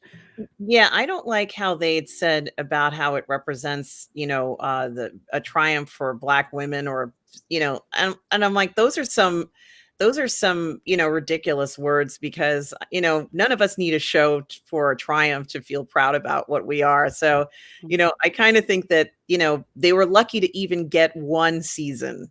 In this day and age, to get a show at all, you're lucky. But to even get one season or two, just count your lucky stars and just play that shit over and over again whenever you have whatever you're doing, and be happy with it. But if someone wants to criticize your show or talk to you about a show, just listen to what they have to say. This is a huge problem of, feeling like the problem goes away because I can block someone. Just go ahead and listen to what other people have to say. You owe them that courtesy. We're taking out our time to talk about your show. Maybe the next time around, your writing will get better. Yes. What? RM, you're so right. And it's like it's so weird when, well, it's not weird because I know what they're doing. They're doing it to virtue signal, because when you put out a tweet like this, you would assume that you're actually like genuinely meaning like maybe, I don't know, like you want engagement, you want to know what happened, you want to know what the problem was so you can fix it. If you're a genuine person, you're like, I'm a genuine person, so sometimes I project that onto other people. But other people, like this person who's tweeted this, they say things because they want other people to be like, say the opposite of what they're talking about, and then use it and be like, see, this is what we're talking about. They're all racist and we have to block people because they're all racist and they're all against gays. Like, it's just, and it's not true. It's not true. We actually like Batwoman, the character. We like Batwoman. That's why it's one of the most famous comic books of all time. It's one of them. But yeah, the show could have been great. That's the worst part. This could have been an amazing show. It's both said, and they could have gone into directions that we couldn't even dream about. This could have been one of those shows where they're like, wow, and then it would go on to be a movie or something. And this really could have gone, the sky's the limit. Unfortunately, they didn't dream big enough. Well, I don't want to be contrarian or feel like I'm, or trying to sound like I'm arguing with Nina, but I would say actually, no, the character is not that famous. I had to figure out that Batwoman was different than Batgirl, first of all. Second of all, there's too many redundancies in these characters. I met Batgirl, actually. So yeah, see, that's the thing, is Batgirl's way more popular than Batwoman. Like, I didn't even know Batwoman was a thing until this show existed. There's a difference? Oh, God. Yes, there is a difference. I didn't know this until this show existed. So, like, that's the first problem. Second problem is you're shoving a show down people's throats that nobody asked for or wants. Yeah. And then you sit there and griping about it because nobody's watching it. Well, it's your fault because you have people who girl card now. I'm sorry. Yeah, well, no, it just has nothing to do with the fact of, it's a lead, this character or that character. It has everything to do with the fact that you have people who don't like comic books writing a show about comic books. That is exactly it. And then you go, well, why I don't understand why the fans won't accept this? Is because you don't know what the fucking fans want because you're not a fucking fan. That's why. Well, that, and then also they're literally being racist while they're writing the show. Well, that's a whole underlining thing that, goes along with the politics of it. Yeah. It's just crazy. No strides were made for representation in the making of this series. None. She was such a freaking victim. And I keep bringing this up because it's true. It's like if you would have had Ryan Wilder as, like, say, a prosecutor, Ryan Wilder as, like, say, a vet, Ryan Wilder as, say, a teacher, or even Ryan Wilder as someone, whose child got, killed by senseless violence and she just wants to help the community. You have someone come from a position of empowerment. No. She's got to be a freaking victim, born to a drug-addicted mother, living in a van down by the river with a freaking plant. Yeah, with crack marks on her arm. Exactly. Oh my God, no way! Oh no! I'm sorry, I couldn't help myself. And we thought it was a joke. We said, "Is she going to be living in a van down by the river?" We and made sure that enough, joke, and it happened. That's how it opened up. I said, "I can't with this show. I can't." It's like sometimes it's like you really wonder if they're like watching our shows and they're like, "That's going in the show." Oh, you know, plenty of time to live in a van down by the river. When you're living in a van down by the river. Oh my God! Like, yeah, not only is that in the show, that is definitely in the show. That's definitely in the show. Not only that, she didn't this one steal the costume too? Or no, it fell on her out of nowhere. That's right. Yeah. That was the first one. That was the white girl lesbian. I know this is an unsafe neighborhood. No worries. I don't have a long commute. It's literally right here. Yeah, suits right here. That was the white girl lesbian that was like like that guy was like, "Oh, this suit's really cool," and she was like, "It'll look better." This show has overstayed its welcome so long. I forgot they had a white lesbian to start with. It wasn't bad. I thought actually had star quality potential. It's just that the script didn't do her justice. She needed a better script, and this would have stuck with her. Let's say Ruby left after a year, that's fine, but this could have been good with Ruby Rose too. Wait, did they take I don't actually know this. That's why I'm asking Tom. Maybe you guys know. Did they actually keep the same writers? Are they the same writers as the original show? Don't know. I could not tell. This is one of those like CW stuff. Az would be the person to ask about. Yeah, that, I gotta probably. ask Az tomorrow. I'll ask him tomorrow. I don't know because man. It just seems like they're like the same writers. It seems like it wasn't just Ruby Rose, so it's just it goes along the same kind. Well, that's what I said. Like, it seems like all parties were involved in this matter. It was just a whole pile of dog shit all around. Yeah, exactly. literal flop. Like, just when you thought it couldn't get worse, it's like, oh god. And you have somebody like Ruby Rose who's like basically adding fuel to a fire. Yeah. Like, so you already have a shitty work environment, unsafe environment, cheap work environment, and you bring in a prima donna who thinks she's a fucking movie star because she was third bill in fucking John Wick 2, who didn't have any lines because she played a deaf chick. Like Amber Turd was an exactly. No, I'm not kidding. After 50 seconds. You can tell that that's probably the way she treated herself. She probably acted like she was supposed to be like treated like some fucking Cinderella. Yeah.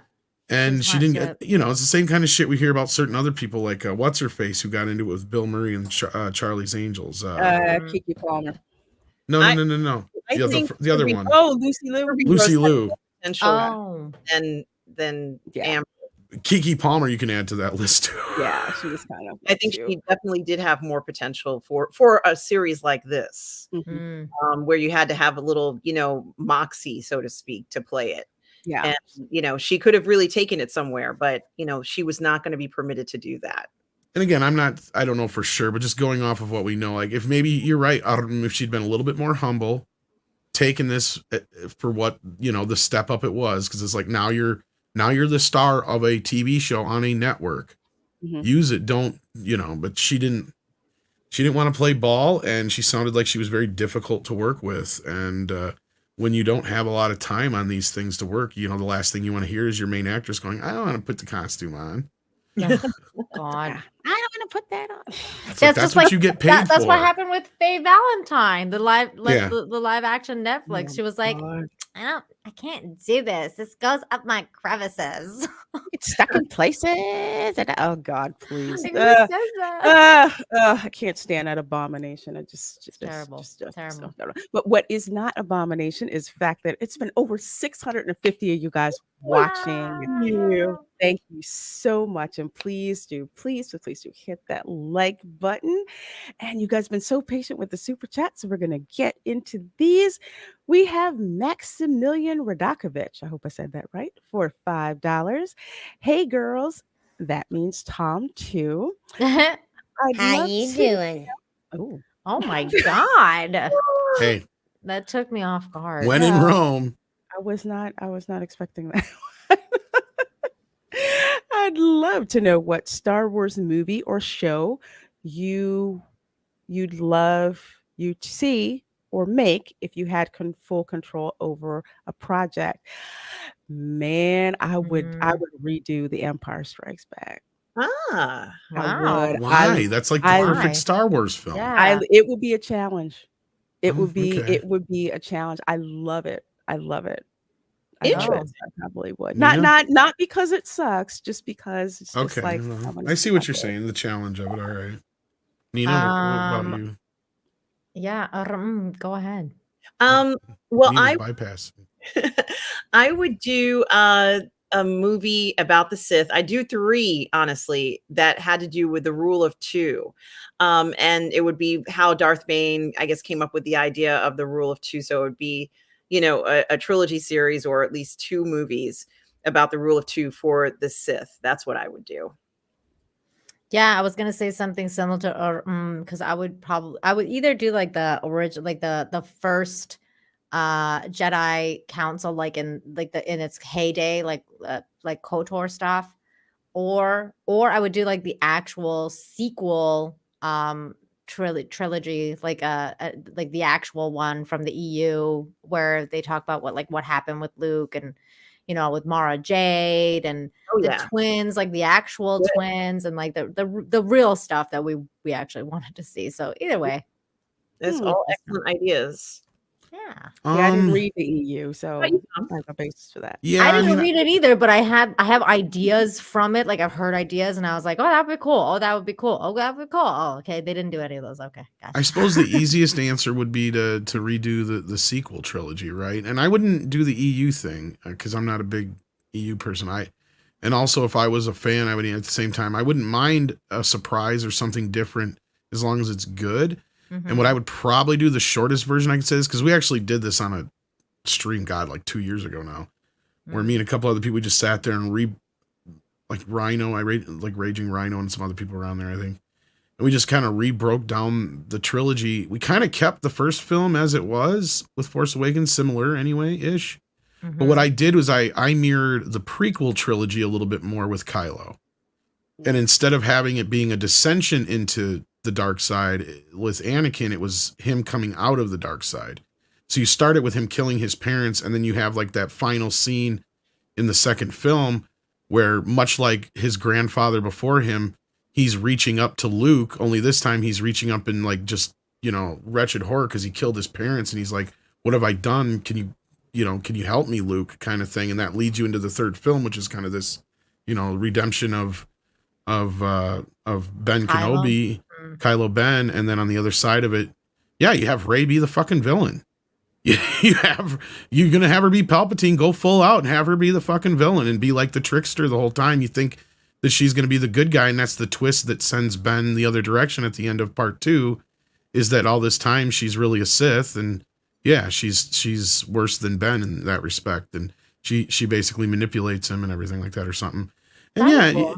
I would have been, and the whole thing is Ben was able to, I would have it to where, and this is where I'd probably change Force Awakens, is Ben would turn to the dark side because you'd have this thing where Leia would be just so wrapped up in creating a new republic, right?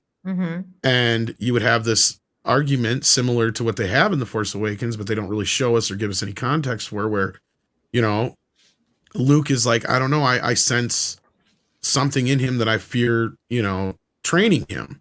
I'm not sure I should, but Leia is insistent, and she is so, just worried about the Republic that she just doesn't have time to deal with that right now. And she wants Luke to train him because she knows that's where Ben should be.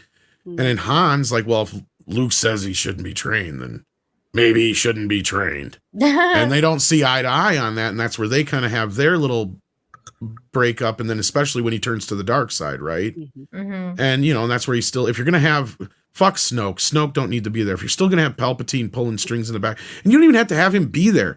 That's the thing. You've already established that Force ghosts are a thing. And here's the thing, you have this thing playing around, like you think Kylo's talking to Darth Vader all this time. He's not. He's talking to Palpatine pretending to be Darth Vader, because Darth Vader's already good. He's Anakin Skywalker. And so as fans, we already know that to a point. And if you think about it, you figure it out. But you set up this idea that he thinks he's communicating with his grandfather all this time. And I'll tell you, as a father of a kid who's the son, it skips generations. Your son is usually just like your father. Like my dad and my son are two peas in a fucking pod, but I am not like either one of them two, right? But now my dad will say that I'm like his dad all the time, right? So like this is a generational thing that kind of like makes, but even you don't want Palpatine in there, you don't have to have him in there either. You just have a new Force, right? That's like the thing, Tom. Like the other thing that you could do is like, and that's probably like having like hear you say all the things you just said.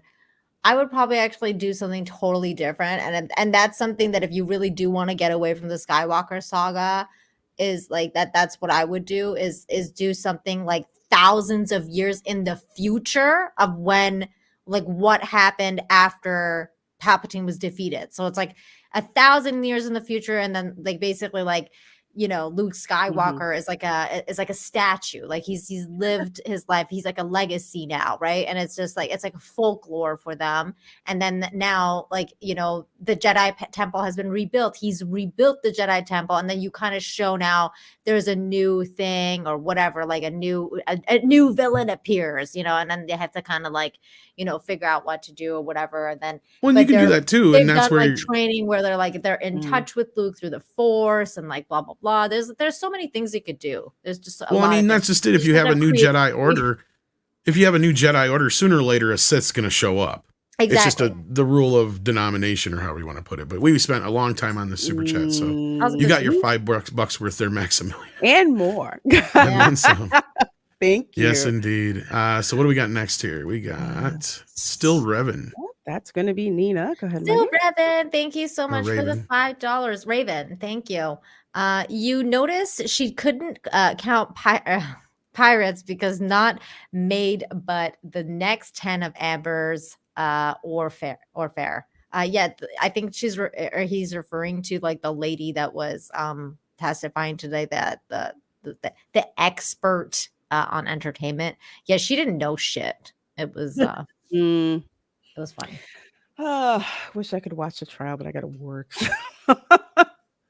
I like sometimes when I can't catch it, like tomorrow, for example, like because I'll be on the real BBC, like so afterwards I'll just like watch it, but in like two times speed. I'll just be like, I'll just watch. I'll just watch like Tug's videos. yeah. And he catches me up really, really good. There's that too. That's a good idea. Yeah. Let's see. The next one is, I think it's Nephilim. Nephilim for $1.99 super chat. Thank you so much, Nephilim. We so appreciate it. Hashtag the 100. Adina Porter, best for role if hashtag diversity is wreck. I don't know who that is. The 100, that was I love that show. I hadn't seen it, but I'd heard good things about it. It was a shit ending, but it was really okay. good.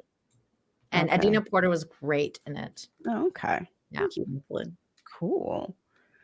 Let's see. And Valiant Renegade, how are you doing, my dear? For $20. Thank you so very much. It says recording on all this crapola now. I believe it. Just had to swing by and give y'all some love and hugs. Except Tom, because that would be super gay. You know you want it, Valiant. Super gay. You're just worried that if you hug me, you won't be able to let go. Speaking of super gay, okay, so this is not supposed to be super gay because like my friends just gave it to me. It's a unicorn. But it's a crocheted little unicorn. It's a little crochet unicorn. And I was like, is this supposed to be like a pride unicorn? And she got all upset and she was like, unicorns are just unicorns and rainbows are just rainbows. And I was like, yeah, that's true. She said pride. You have gone so far the other way around that, you can't wow. even sometimes a pipe is just a pipe, Nina. Yeah, when I was a kid, I used to wear clothes with rainbows on it, and it was just a rainbow. I know, like, but they took it, and then it's like now it's like it's not a rainbow anymore. It's a brand. I'm like, what? Some of them are ugly rainbows, and I never thought that was even possible. Let's see. Lucasfilm is signaling worry over how this show will perform, and this is pre-mitigation. That was my assertion as well, because why would you go drop this article basically saying the fans are going to be racist? So if you guys don't watch it, then that means you didn't like a black woman being a lead, and therefore you're all racist. And that's why the show failed. The show didn't fail because we, just didn't stick to Obi-Wan and, and Vader. It is. It's bait. And don't let them get away with it. No.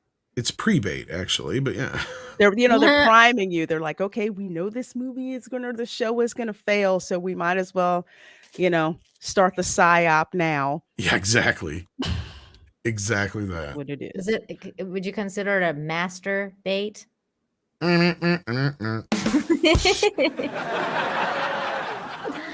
consider it master baiting. Oh, there you go. There you go.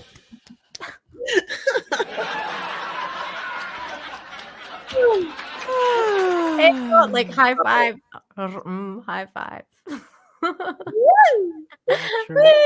That's weird because her hand is like as big as you are. My boobs. Like, so it's like it was like boobs up. Okay, whose turn is it now? I can't remember. I believe it is. Is it? No, it's Nina's turn. Right, okay, yeah, I already my went. turn. Okay, Mr. Tickle or ma'am, Tickle Trunk for $10 says, it's ma'am. For $10 says, imagine if we had Leia Organa, a show about a girl growing up and learning to use the scrappy nature to become the princess who stood up to Darth Vader. Oops, it's about her male aide instead. Wow. Yikes. Comes down. Remember, like, what was it, 2 years ago? Everybody wanted that girl from Stranger Things to play Leia. Oh, did they? Yeah. Really? Millie Yeah. Bobby Brown or whatever. Yeah.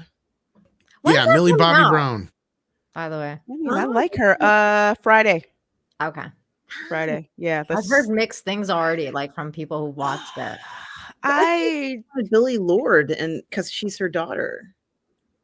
Oh. Yeah, but she's already older than what Leia was, or what Carrie Fisher was when she played her originally. I think like the young Leia, right? They wanted her for that. Okay. Yeah, and this is when I think Stranger Things was in its first or second season, because now Millie Bobby's herself the same age as She's like almost the same age as Carrie Fisher was. Yeah. I like her though. Yeah. Let's see. Although she seems like she's kind of fucked up from Hollywood, but yeah. Well, she did talk about that too. Yeah. Yeah, she is. It will do that to you. Yep. Let's see. Me? I think it's M's turn. Okay, go for it. Yeah, I just read ma'ams. Yeah. Ma'am. Blue Marvel for a $5 super chat. Thank you so much, Blue Marvel. Let's be honest. They don't believe a female lead can carry a movie or a TV show. That's why they piggyback on male characters. For the most part, I see what you're saying here. Yeah. Yeah. Unfortunately. The few exceptions have been fortified.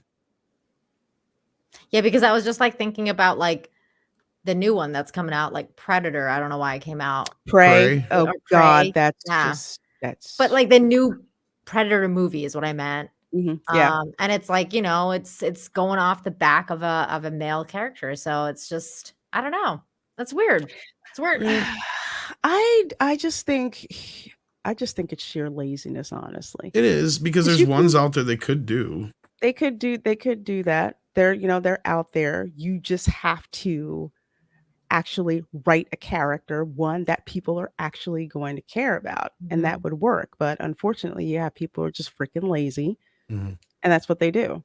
I mean, it's not like we haven't had strong female characters. People are listening them in the chat. We already know that, but I'm saying for new ones, like, you know, Captain why they Marvel. focus on new ones.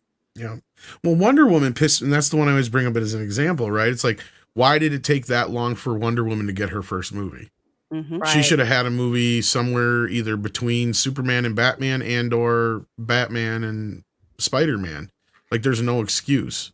She should have had a movie 20 years ago. Yeah, definitely after Batman or Superman, because Well, and she's also got number 3. Same thing with Black Widow. Like, why didn't she get her That's- own fucking exactly, I was yeah. way back when. So pissed. It was That's just like y'all waited too long on that. Just I agree. let it go. Let it go. Let's see. We have Incognito. I love that My name. favorite name. Incognito for $2. Thank you so very It's much. not my easy dear. being cheesy. Yeah. Mr. Cheetah. Let's see. What kind of music do balloons hate? Pop. Hey, There you go. Cheetah. Thank you. That's I need funny. one like that does that. joke. I don't know what the hell Yeah, would be you called do. though.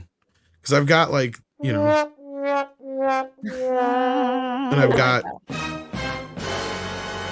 I like that wah wah wah. and of course, you know, and then I've got like the Price is Right. I got a few other good ones, but I was like, gonna say you need to yeah, price I is need right one. I need I need that.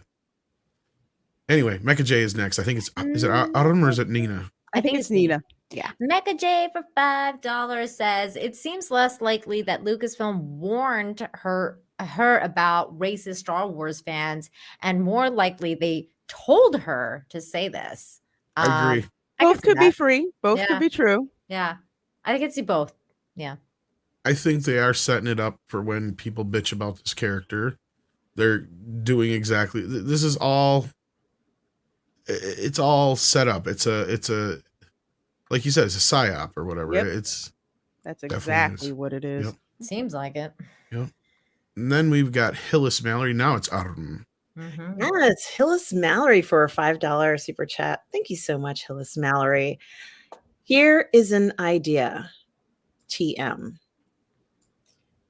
Stay off Twitter. Don't use the block button. Use the cancel account button. You don't need it. You're not wrong. Nah, I'm staying on Twitter till they kick my ass off. Sorry. No. No. That's kind of the way I am, but yeah. No, I mean, if you're somebody though who really doesn't need it in their lives at all for any reason whatsoever, then yeah, you're more healthy without it. Yeah, it's You're not. not missing anything. It's not a requirement. I really use it mainly just for contact and to promote this channel and MEAD and stuff like that. That's it, really. And to talk shit and start some shit. That's about it. I'm one of the reasons you want to stay off Twitter. I've been on Twitter for 10 years. I ain't going nowhere. Yeah, I'm not going anywhere unless they kick me off of there. Yeah, they'll have to perp walk me off. I agree, though. For the most part, social media, it was a good idea until it wasn't. And the more we have of it, the worse it gets. And the more controlled it is, and the less people can say and express. And it's I know that like Jordan Peterson recently went off Twitter, and then he talked about how it was the best decision he's ever made, and that Twitter was like so toxic, and he got so much more work done when he got off Twitter. So yeah, and Twitter's it depends on kind of who you are. Because if you're that person who's just stuck and has to scroll, that's a complete and total time suck. Well, and keep in mind, all these social media platforms have something in them or some way of like basically creating the same kind of rush you get from playing a video game or gambling or taking a drug. Like they do this shit on purpose. There's things that are set in there to where you feel like you're, even if it's just fucking FOMO, for Christ's sake. I gotta find out what's going on. Exactly. Like, and I've checked out of a lot of that shit, and I try not to get on there. And that's why people they try to get a hold of me. It's like, yeah, especially if I'm on a show, I generally avoid all those things as much as possible. Well, speaking of Twitter and breaking news, you guys want some breaking news? Sure. I love breaking news. Sent to me by Rogue Disney. NOOZ. Sent to me from Rogue Disney. So shout out to Rogue Disney. New Thor poster. Isn't there supposed to be a trailer dropping tonight too? Oh, I don't know about the trailer, but this is the new poster. I heard about the trailer tonight. Yeah, it's only supposed to be like I think a 30 or a 60-second trailer on during a sporting event, but yeah. So there it is. Their new poster. We finally get an image of some sort of villain in the background. Whatever this is. I'm waiting until it comes on Disney Plus. I think I'll watch the Chippendale Rescue Rangers new movie before. God dang, if people aren't pushing me to watch that, it's like I must. Yeah, it's for some reason it's such a train wreck. I have to.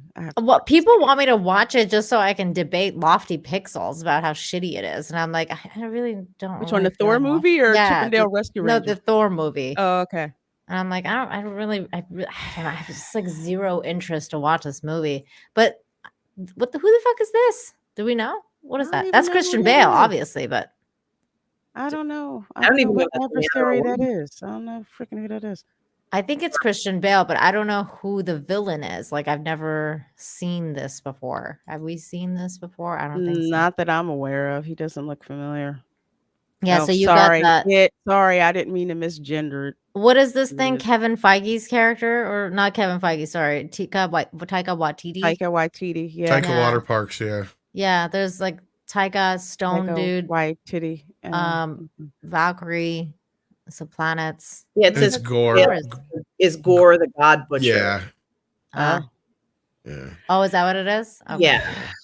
I have zero. And I guess the trailer just dropped, but yeah. Oh, did it? Okay. So maybe we'll check into it here in a bit, but let's get back to these super chats first. All right, let's see. I think it's my turn. Eugene Bird, fire KK just to please me. I wish we could, but I wish we could. Yeah, we can't. She's not going anywhere. She knows where too many dead bodies are buried. I'm sorry, but this comment got me. No, it's Jezebel. You will never live that down. Oh, that's funny. And then Kwang Su, thank you so much for the $10. Says, I'm so tired of companies trying to use shame to scare people with legitimate complaints into silence, or else they will get labeled as an ist or phobes. Exactly. Exactly. I'm so sick of it too. Like, we need to be able to speak freely without being like scared and terrified of being labeled something terrible. It's just awful. And Joe B for $5 super chat. Thank you so much for the super chat, Joe B. Hi, ladies and Tom. How you doing? I guess all fans who don't like shows now are racists. Oh, well. Pretty much. Let it roll off. Yeah. Oh, Mhm. well. Mhm. Pretty much. Mm-hmm. I have a sneeze. Well, bless you. Go for it. I like it's like not coming out. It's like one of those like I'm here, but I'm not doing anything. I don't know. Let's see. Night of Snoke. Is this you? I think I just did Joe. Yeah, it's you. It is. Lorena. No, it's That's Lorena's. me. Okay. Night of Snoke for $5. It was good. Do you guys know of any film, TV development on the old time heroes like Flash Gordon, the Phantom, the Shadow, Green Hornet, and Kato, Mandrake continued? I think there was a Green Hornet remake that was so awful. I most of refused to these watch ones that it. you've Terrible. mentioned so far, and then he continues into another one here. Kind of character. I know about Zorro. Wasn't there a Flash Gordon one? I think Flash so. Gordon, Taika Waititi Water Park is making it. Oh, Doc Savage is one that's come up a couple times. Rocketeer. I've heard of Girl. Rocketeer's Never had heard of some her. slow stuff, Yeah, I've heard about that one. Other than that, the other ones you mentioned, some have, but other like Mandrake, I don't think I've heard anything on. God. The Shadow, once in a great while, I hear something about. Not so much about the Phantom, but oh, I just heard. You just went off topic, and it reminded me of going off topic. I just heard Daredevil's getting a fucking remake on Disney Yes, on Plus. Disney oh yeah, we were Plus. talking about that the other day. Yeah, Possibly like the Netflix one, which was fantastic for the first. it's That's what I have hard to queued say up what they're gonna do. It's gonna be a to tragedy. watch Daredevil on Netflix. You never done it?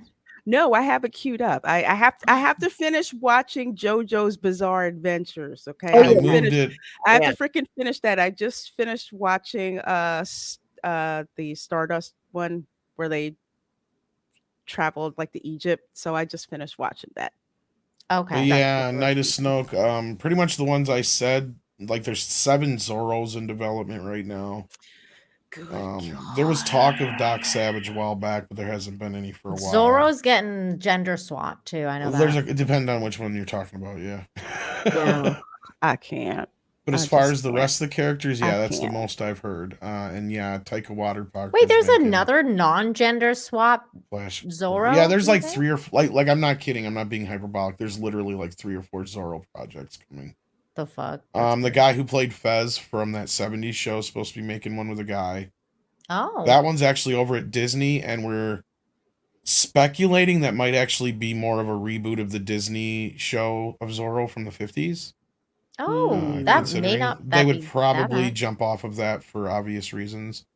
Otherwise, there's like another 2 or 3 projects, and at least 2 out of the 3 are gender swapped. Yes, there is a female Zara, but I don't know if they're going with the actual character or not, because like Robert Rodriguez's sister is involved with one, and then there's like 1 or 2 other ones out there.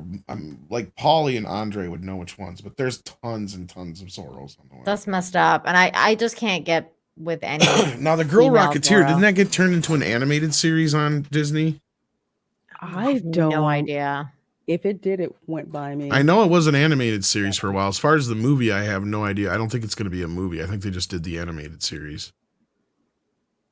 People are saying that trailer was really bad. Yeah, I got it queued. I had it queued up from Twitter, but it looked like shit, so I was going to try and find it on. Yeah, I saw Ass tweet about it. Twitter here. I'm trying to find it on Twitter here before we watch it, but yeah. Okay, well, let's keep going with these. Thank you so much, Night of Snoke, for that super chat. Thank you very much.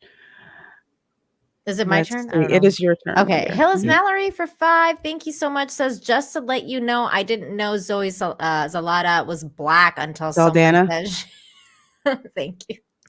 Okay. I didn't know it was black until someone said she was also in Star Trek. My husband didn't know either. Are y'all serious? Yeah, my husband didn't know she was black. Tried to cancel her over playing Nina Simone. Yeah. That part I got, but okay, I'm sorry. I don't get it. Zoe Saldana is like maybe a shade lighter than me.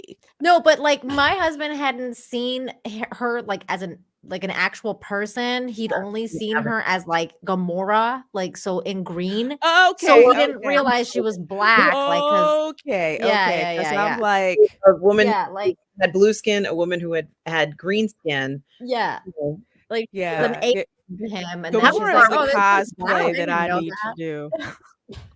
But Avatar was her breakout film, right? I mean, that was the one where she said she couldn't go to. I think that was her big breakout. Yes, it was. I thought it was Mission Impossible, like 2. No. Okay. No, Avatar was when her name really blew up. I think she was only like 10 years old when Mission Impossible 2 came out, Nina. Well, you know what I'm talking about. Like, people forget there was like this huge gap between 2 and 3. Was it? Because like the first movie came out in 96. Yeah. She was Mission in Impossible Mission Impossible though, right? Or am I mixing probably up the third one, because she was in Star Trek 09. And that was directed by J.J. Abrams, so chances are that's probably probably 3, which I think came out in 2005 or 6. Wait, yes, Star Trek was her bigger role, wasn't it? I don't know. Well, that's because you could actually see her fucking face, but you could see her, but Avatar was the first one, and when she Guardians of the Galaxy. Yeah, when she played Nina Simone, the reason why they tried to cancel her is because they said she wasn't black enough. Yeah, she was not dark enough, supposedly, right? Which was and style section says Thandie Newton was in Mission 2. I remember she was. Yeah, I remember Thandie Newton being in it. Yeah. And White Knight, thank you for correcting me. It was misdirected by J.J. Abrams. Sorry. Oh. I'm using that from now on. All right. I like that. Let's see this shit. Oh, we're gonna. All right, let's watch this shit trailer. Yeah, and Andre's gonna yell at me. Why did you watch the trailer? Again? We're like, just fight it. Just fight it. Fight it. Just fight Kids, it. get the popcorn now. Let me tell you the story of the space Viking, Thor Odinson. He was no ordinary man. He was a god. After saving planet Earth for the 500th time, Thor set off on a new journey. Well, he got in shape. He went from dad bod to god bod. And after all that, he reclaimed his title as the one and only Thor. Oh, spoke too soon. Jane? Get the frick out of here. The old ex-girlfriend. What's it been, like 3, 4 years? 8 years, 7 months and 6 days, give or take. That's awkward. Am I sensing feelings? Well, you're right. The only ones who gods care about is themselves. Finally the villain. The hell? That looks like Voldemort. Yeah. Okay, I heard you guys making some comments. Sorry. Okay. I was just saying that he looks like Voldemort. The first thing that I just saw was Voldemort's face. But okay. What about a perfect place to pause it, though? So this is my vow. All gods will die.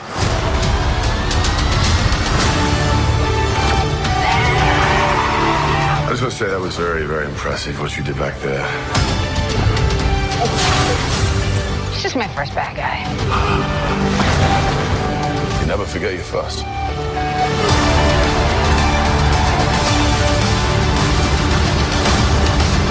You are not like the other gods of kill. You have something worth fighting for.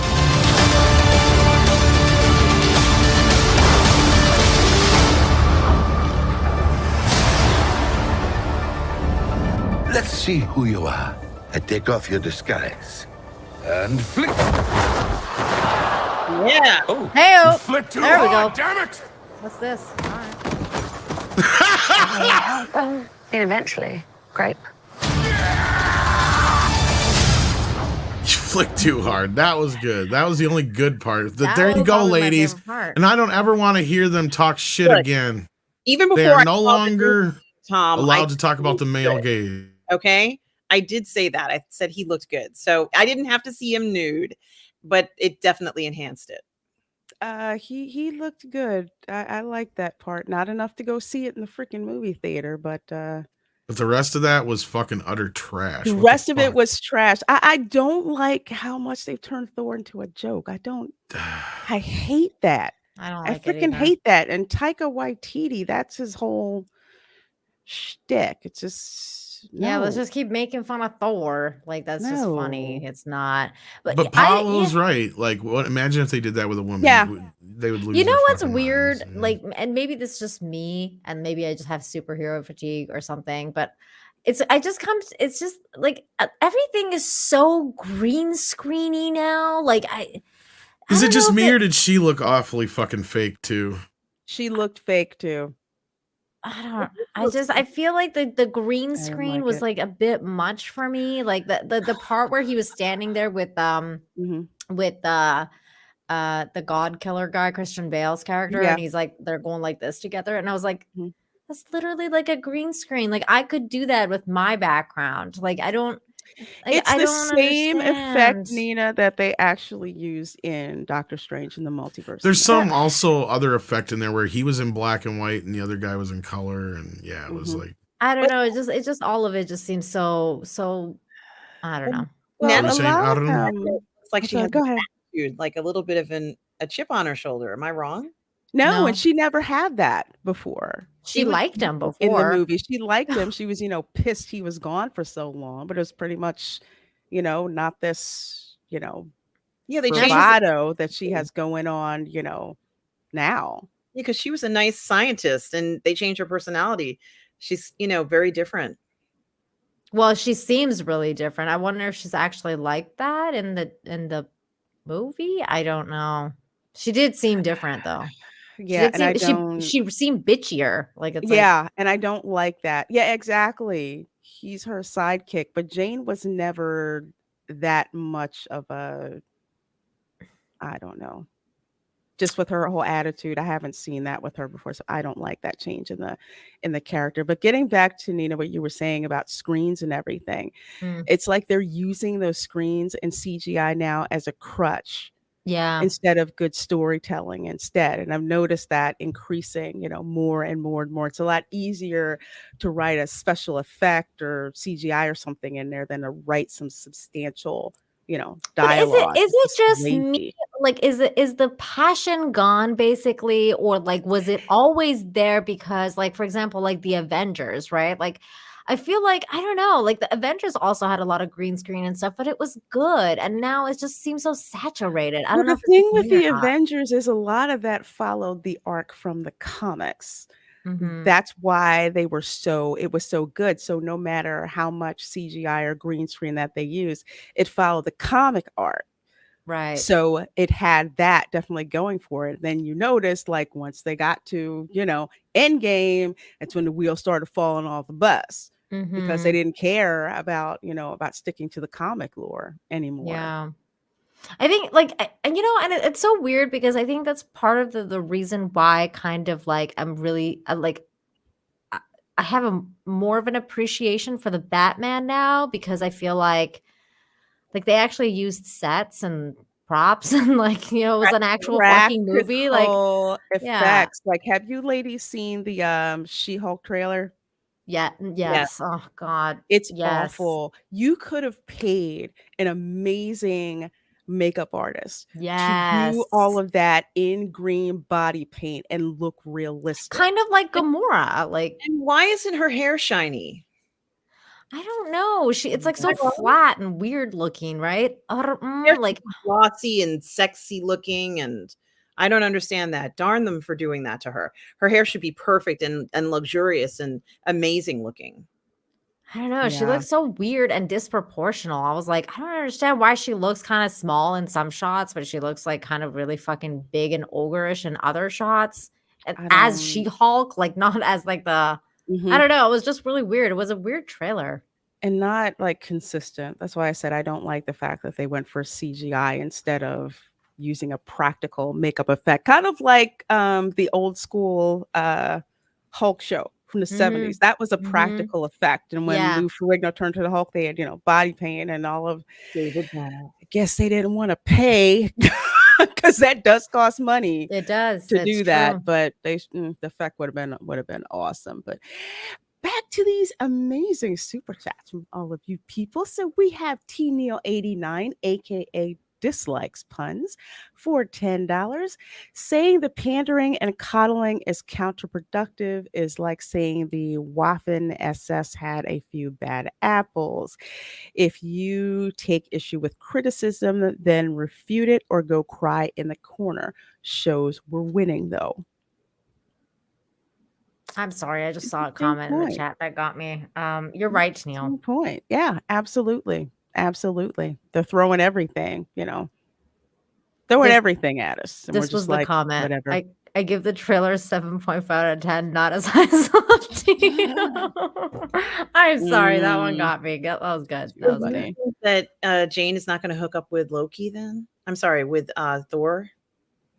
Hey, that would be funny if she hooked up with Loki. I'd be interested in watching that. I'd be like, all right, let's see what this is about. Maybe I'm not. I mean, wouldn't you expect them to hook up at least once since they haven't seen each other for so long? Like there should, and he's nude. Like, shouldn't there be a hookup option or? Well, like, okay, first of all, we're talking Disney here, so you're not going to see anything too amazing. The fact that we got a butt shot is already like, I'm very shocked. And it was digitized too. Was it? No. Yes. His ass crack was digitized. Yes. There's no way that was digital butt. No, you know how they digitize stuff out so you can't see everything? Yeah. That's what they did on his ass in that shot. Oh my God. At least in the trailer. Now it could be a different story in the movie. Still not enough to get me to go and see it, but that's freaking annoying. But they did comment about it though, because like that chick Valkyrie, she was like, well, you guys haven't seen each other forever. Did I see a look? And she's like, yeah, you did see a look. Like, what is this, CW? Like, what am I watching here? Is this like some sort of teen rom-com? Like, what the fuck are you after everything he did to you? They need it's like Gossip Girl. They need like a Sex in the City scene. Like, then she grabbed him in a locker room or something. I don't know. Come here. Yeah, let's go. That's what it should have been. I'm just saying, but y'all not paying me to write this movie. Let's see, Nina. I think of Hillis Mallory. Hillis Mallory for 2. Thank you so much. Says bring back UPN. Drop CW. The UPN. Wow, that's going back. That's old school. school. That's like 20 years ago. Way back. Thanks, Hillis. Yes, Night of Snoke for a $5 super chat. Thank you so much, Night of Snoke. The whole label fans ist card is still being played. That is why I said, Tom, do you have a breaking point for this nonsense? Because how many times yes. I'm sorry. One second. Must this slap war continue between fans and Hollywood hate groups? And I can't see it. Because life is, and there's another one from Night of Snoke. What did we read the rest of the second one? Yeah, we did. Stories outside of Disney, Warner Brothers would enjoy because, like, oh, thank you. I'm sorry. I messed this up. Too short to give these suckers the time of day anymore. Sorry for the lengthy words. Are you kidding? Thank you for these super chats. Yeah, thank you. Absolutely. I know for me, myself, I've been watching, 2 things. One, I'm back into watching reality TV. I will not apologize for that because daggone it, 90 Day Fiance is one of the most fun train wrecks to watch. And it's so, That's hilarious. It has such great rewatchability. The other thing is anime. I mean, it is crazy how much I've gotten back into, like I said, watching JoJo's Bizarre Adventures. Just finished up Stardust Crusaders, which was freaking hysterical. Yeah, I mean, I've been watching some good TV shows too. Like recently I watched Ted Lasso. We reviewed that on my channel. That was really good. There's Mythic Quest. That's really good. There's certain things out there that are really good. I usually like, other than anime, like what you do, Lorena, I watch sitcoms like over and over, or like, you know, just like certain cartoons I really like King of the Hill or old Simpsons Oh, and I stuff like freaking that. love King of the You Hill. know, like Love I King of the watch Hill. those kind of things, but also like I feel what you're saying, Night of Snoke, because this is where I'm at with this like Thor movie, for example. Like I had like a little bit of interest in Doctor Strange too, because I just really, really like Doctor Strange. But like Thor, I really, really like Thor too. Not that I don't, but it's like they just been making him like worse and worse and worse, like every movie. And I'm like, I'm kind of had enough of this like BS with Thor. And I feel like I just feel like I've had superhero fatigue or something. I don't know what it is, but I'm kind of over it. And I feel like I don't even want to give my time to them at this point anymore. So I don't know. I don't know if I'm going to watch it. I don't know. Deciding still. Yeah. What about you, Autumn? I like Thor, so if he still looks good, I'll watch it. Oh, he looked good. So very good. He definitely looks good now. Thank God. He does. In fact, there were scenes where he was walking with the new outfit on, and I was like, "Oh my God!" Like I really like Christian Bale too. Like that's the other thing. I love Christian Bale. So I don't know. Like I don't know. Maybe I'll watch it. I don't know. I'll wait for Disney Plus. Gays or whoever, or people who like men, they want the gays. They wouldn't have showed him nude. I mean, we wouldn't normally see that, right? No, I don't think. I think the gays will be just fine with that. Yes. There you go. Absolutely. Yes, they will. No, I'm actually kind of with Nina on this. Like, fool me once, shame on you. Fool me twice, shame on me. I mean, yeah. I gave you my money for Doctor Strange, and I feel like if I go to see Thor and it's no good, it's my fault because the warning signs are there. Yeah.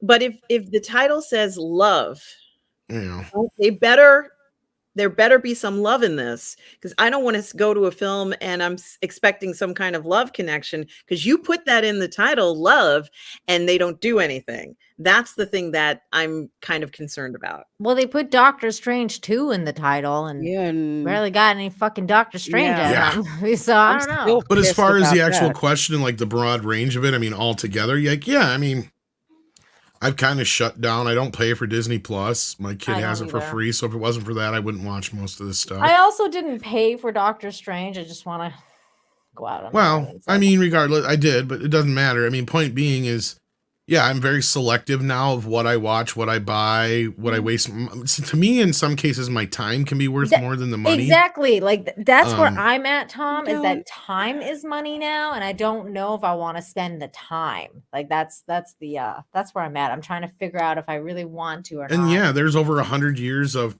movies and 50 years of television to watch. Yeah. Another thing. Yeah. I mean, I have Disney Plus for a penny, which I think I'm actually overpaying for it. I you know, that penny, but at least, you know, I watched like 15 minutes of the Eternals and I'm like, oh God, I'm so freaking glad I didn't. And pay money for time. That's time you'll never get. That's 15 minutes of your life that you're never going to get back. That's okay. I went back and watched 90 Day Fiance for another hour. So that there was no nudity in Eternals, but there was a love scene.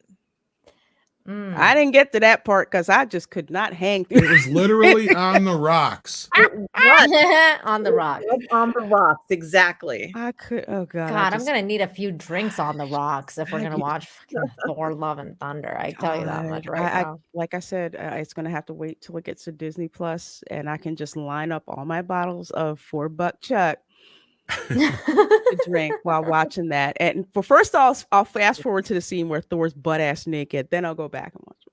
There we go. And I hope you blurt out. Sounds really toxic. Good for you. Yes, thank you. Let's see. Scratch pad for $2 Canadian. 2 toonies. Thank you. A toonie. Thank you. Did Az's Twitter get suspended again? I'm in Canada. Not that I'm aware of. I know he has a manager account, and it's still active as far as I know. Oh, is that what he's talking about? Yeah, because the manager account I just saw when he's talking about how bad the Thor trailer. His manager's account is still there, but you might be thinking that he got banned from the Batwoman writers room. They blocked him. They blocked him. That's different. They blocked him. They didn't. But his manager's Twitter didn't account's still there. spin him. Yeah. And then we have Night. Oh, we got that one. Yeah, we got that one. let It us should go down know. to. Yep, there we go. Yeah, T. Neal, thank you so much for the $2. It says at Tom. What? Stop. Right there. Can you read this, Tom? Sorry, no brains allowed, he said. I can't read anymore, apparently. Thank you, T. Neal.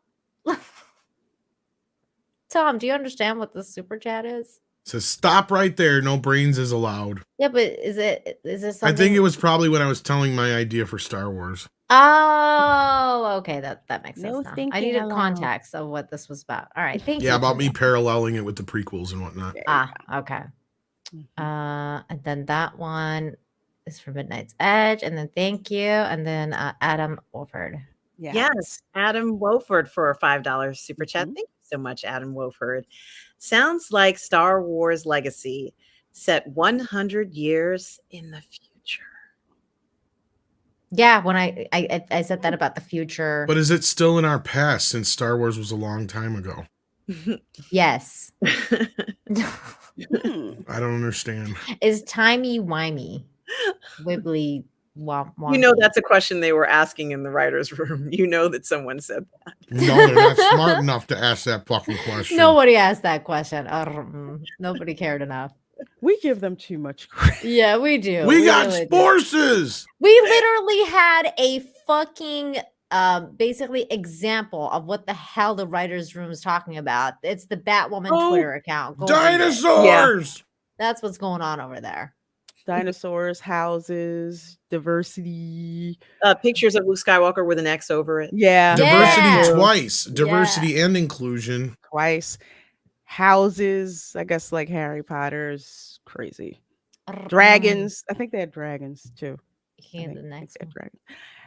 Let's Sure. see. Nickel. Oh, did you? It's Go ahead. Sorry, Lydia. Sure. Nicholas Horton for £5 super chat. Thank you so much, Nicholas Horton. We certainly do appreciate it. Like those early rumors for Star Wars Episode 8, Snoke being revealed as a reincarnated Plagueis. Plagueis has created death before. Darth Plagueis, right? Yeah, Darth Plagueis. Oh, I got that audio book. I still got to finish. Oh, it's taking me too long because it's so cool listening to it. I keep rewinding back parts. Oh, that's cool to like hear it. It's such a cool. They have the sound effects and the music and everything. It's amazing. Let's see, Max 15 for £5 of the Queen's money. Love that. Tom is so hot right now. So hot right now. Thanks, So big hot boy. right now. So hot. Oh my god. Hot. So right now. Yeah. Tom said thanks, Max big has boy. me so moist. Oh my god.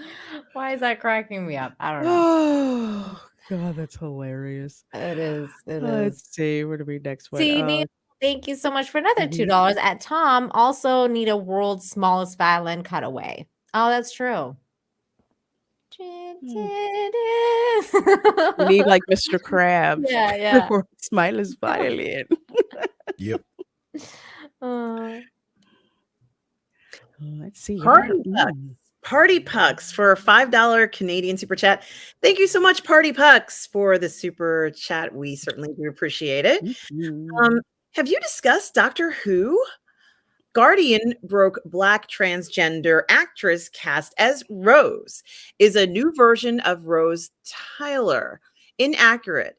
She's Donna Noble's daughter. I don't really know much about Doctor Who. That's one of those shows I'm actually going to start watching in a couple of weeks. I heard about this casting. That's about it. I mean, I don't know really anything about the lore. I just know that it's a, what would you call it? Transgender swap?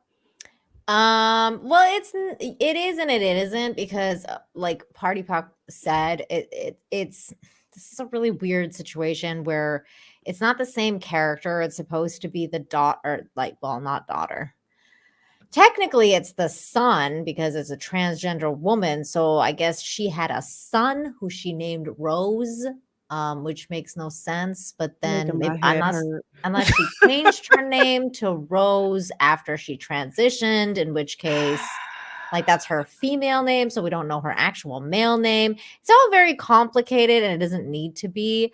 But basically, the Rose was the like when the Doctor got rebooted, like the first time around, for the 10th Doctor, that was the partner, was the companion, was Rose Tyler, and she was my favorite. She's still my favorite to this day. Is Rose Tyler is my favorite character. She's played by the beautiful Billie Piper. And now one of the other companions, who is a redhead chick, she was also awesome. Her name is Donna, is supposed to have had a fucking child, and now it's a transgender style. It's really fucking weird. I don't know what they're doing over there. It's very concerning. I don't think basically Gary and Az were wrong about any of the stuff that they said when they said they have no hope for the new Doctor Who. So it's all very unfortunate. I don't know. I don't know what's going to happen to it. I can't believe they're even bothering at this point. I know. It's just shut it down. Like, shut it down. A few years just to kind of stay away from it and come back, I don't know, in the year 2023 or something. 2030. Sorry, 2030, yeah. Yeah. I mean, I think the same thing about Star Wars too. I think they should just shut it down. Same thing with Star Trek. Just shut it down. Come back to it. Like, try again, and in a couple. Bury it all in a vault. Put it in the center of the earth and don't take it out for like 50 years. Put it that way. Yeah, yeah. But thank you for your. I don't believe you.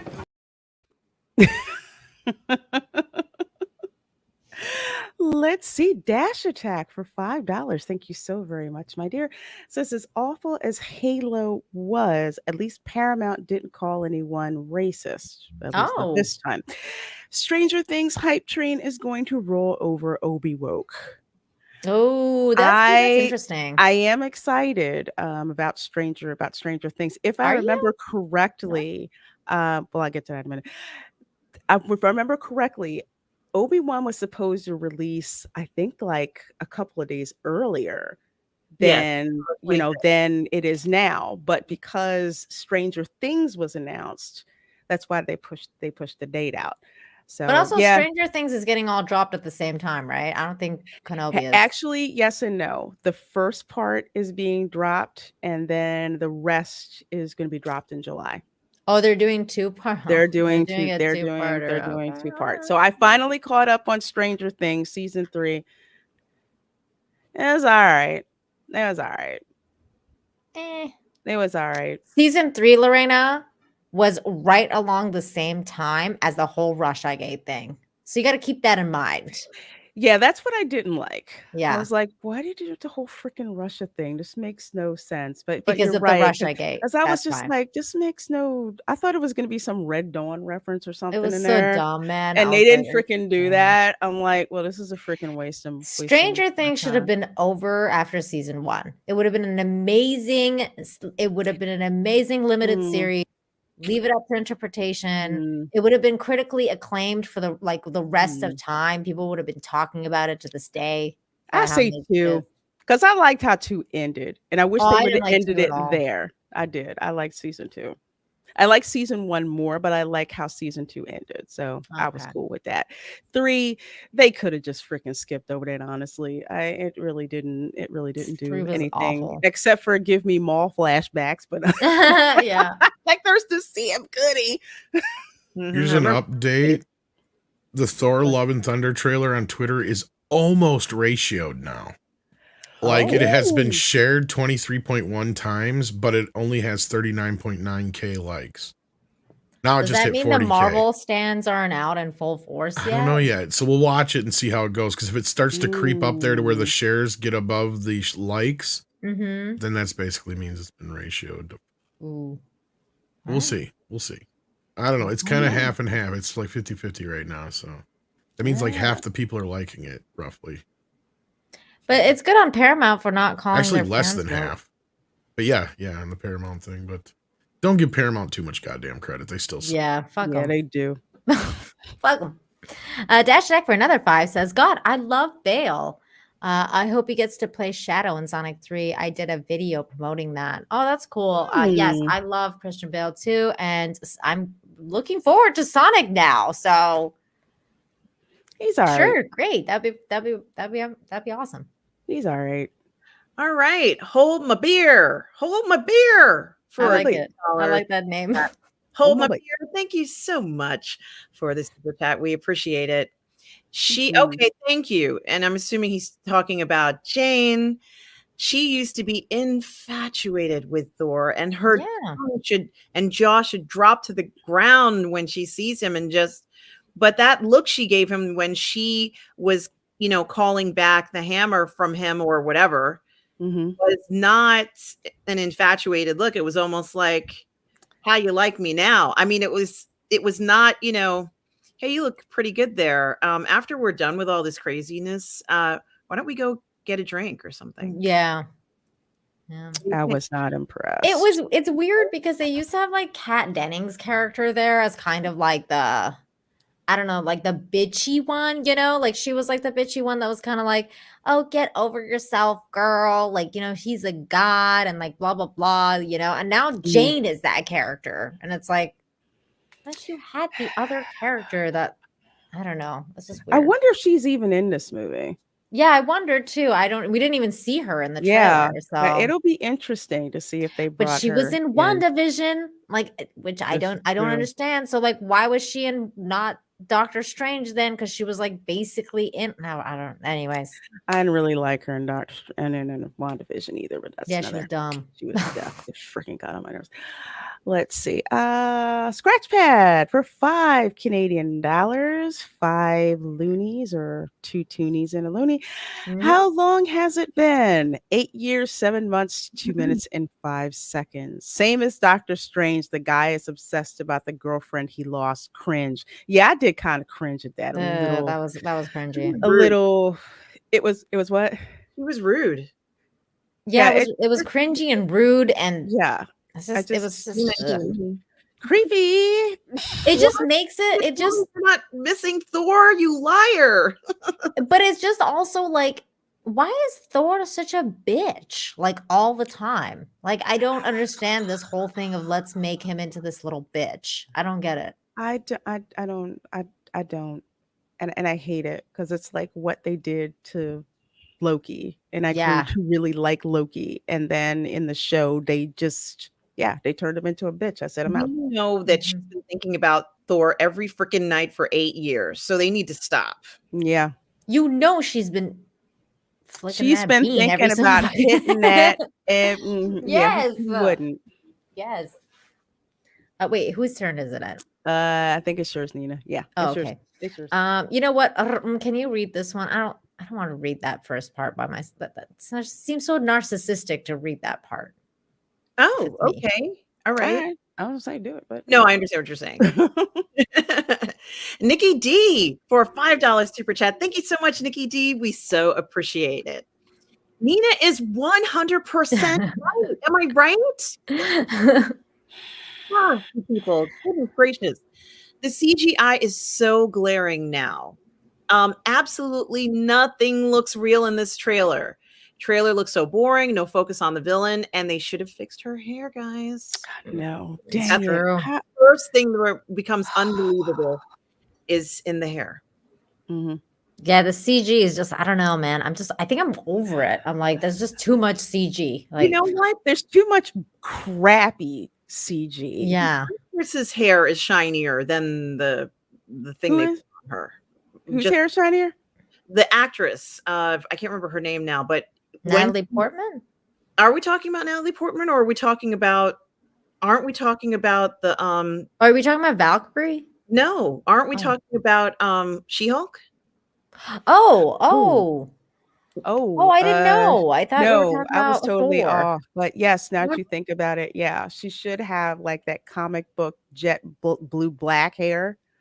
Yeah, well, either way, Nikki D's talking about whatever CG you're talking about, Nikki D. It goes with either. I think you guys were bouncing back and forth at this time. It's both. Yeah, it's both because they're both fucking shit. The actress who plays, the lawyer part, and I can't remember her name, Salavzi. I can't remember the last name, but her hair looks beautiful. It's like shiny. It's and then Very when pretty. you see her and I'm like, what happened? What is that?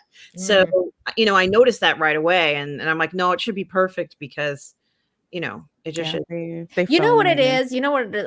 I just realized. No, it's the CG sucks at Marvel, okay? Because I just realized that we just got another fucking trailer that was like, I was like, oh, this is all CG too. Yeah, you brought up the CG and the green screen. But it's Avatar, right? Like you got Which is funny because Avatar. Victoria Alonso comes from a special effects CGI background. And ever since she's been hanging around, the CGI has gotten worse. Which is that weird? inexcusable because there's good CGI, like I tell people, like Dune. That's some badass CGI. That was good CGI. That is what CGI should look like. And with like all even the money like the Disney new has, one. they can do that right. Or like Avatar. Burn on my knees. Wait, all I heard was on my knees. Yeah, that's what I heard too. What? Come again? I feel like I missed a joke. Can you repeat the joke, please? Hey, phrasing! Your damn mic keeps cutting out on the good parts. I said I still have the sand burn on my knees. Oh, hey, yo. Damn, see? We missed the fucking punchline for real. And I'm just I get you because I was feeling it. I'm like, oh man, I haven't seen good CGI in so long. This is wonderful. I'm telling you, it's weird because when I saw the Avatar trailer, I was like, ugh, CG. Like, look at all the CG. It's so freaking lame. Like, I'm so annoyed. But then I see this and I'm like, oh my God, the freaking Avatar CG is so good compared to this. This is like freaking terrible. I don't know. Ass. Oh my God, it's just disgusting. Let's see. Is this mine? I think or is it you, Nina? Because you guys switched. Oh, we switched. Okay. Yeah. Incognito for 5. Thank you so much. Says I'm not like the other girls. You're not like the other gods. She you unless he was talking about Thor. Yeah, I don't know. Well, they're both Thor, kind of. Yeah. Well, Thor. So cringe to say that. It's like, no, he is Thor. He is Thor and the only one who should be able to wield Mjolnir. That's how that's supposed to go. That was so stupid. Goodness. Dark King for $2 Australian. Thank you. Taika Waititi should use his real name. Serious. Yeah. Oh, yeah. I always called him that too. I do too. Titty man. This Aiken is a super sticker of a doggy with farting hearts. With the farting hearts. Yeah. Thank you, Aiken. Thank you, my dear. And then Merlin's Id is next. Yes, Merlin's Id for a $2 super chat. Thank you so much, Merlin's Id. If She-Hulk is in her 30s, then I'm a sperm cell. Oh, does he mean if She-Hulk? He must mean Hulk, right? Yeah, She-Hulk. Yeah. Oh, is he saying she looks old? I don't know, but that's I don't think she's in her 30s. She looks like she's kind of. No, she's that is literally my expression, right? Yeah, I'm like, oh, okay. I guess. Well, no, she's not in her 30s. Oh, because she says about dating in your 30s. Yes. So, by the way, speaking of She-Hulk and Lorena, when you watch the trailer, how cringe was that last scene where she like lifts up the dude like a baby and like walks? Like, that was so cringe. No, it was. I don't know whether I want to lift them up like that. That's such a freaking beta male fantasy. I know it's too beta. It's just too beta. I can't get into it. No. I can't do that. No, that's not sexy. That's not sexy at all. You know what would have been sexy? If some guy was struggling to put her over his shoulder, but he was getting it done. I could hang with a scene like that. Yeah. I could hang with a scene like that. I can know. feel you. I can feel He's, you. But like, holding her but breaking everything in the apartment, and she's I'm gonna get it done. Like, I'm gonna get this done, daggone Sorry, it. Like, don't you stop. okay? Yeah, I got this. I got this. Don't it was worry, the girl. positioning too. Like he's like the baby, or like he's like this, like the damsel in distress kind of thing. And it's just like, Manzel in distress, as Gary would call it. oh my God. It was cringe as yes, hell. it was. I mean, you have to, because we broke down the She-Hulk trailer with the Dark Council. I have that video up on my channel. That scene, we're just like, what the heck did I just It was so fucked. Like it was like the crescendo of like an otherwise terrible trailer, and then they ended it on that note, and I was like, really? Like this is where you're going? Oh my God. Okay. I can't just I can't either. But I will watch that train wreck, because You're gonna fall on that sword. oh yeah. All right. Yeah. I'm gonna fall on it. Okay. I'm gonna fall on it. Well, at least you know she gets laid. Yeah. Well, what? Maybe. Hey, yeah. Maybe they might be teasing us with that. It's insinuated, but we don't know if that's gonna happen. We don't know if they actually committed to that. Yeah. I You know what? You know what's crazy is back in the day, CW, you'd be like, yeah, hell yeah, because they had like, you know, good shows like freaking Gossip Girl and shit. It was like, you know, you get, you know, some hot stuff, and now like, fuck no. Are you kidding? I don't think we've seen any freaking action at all. They don't even let you like show stomach at the CW. You know what's sad is, like, any other time I would have think that, like, having a Predator come like way back when and deal with like and go up against like Native Americans would be a very interesting story. But now I don't want that. No, if they would have gone up against, like, say, the Apache, like a warrior tribe, something like exactly, that. yeah. Oh, okay, yeah. That would be kind of cool. I That guess. would be freaking cool. Maybe. But this chick, I think I'm more into like modern weaponry when it comes to Predator. Like I want like someone to, you know. It's an interesting juxtaposition, because that's the thing is it's not really a challenge. Sorry. Yeah, it's like if you have it's like, what if like a warrior culture up against some kind of advanced alien, you know? Could they actually pull it off? Yeah, because bow and arrows ain't gonna do shit against a Predator. I don't know. Nah. So they're gonna have to outsmart them, most likely. Right.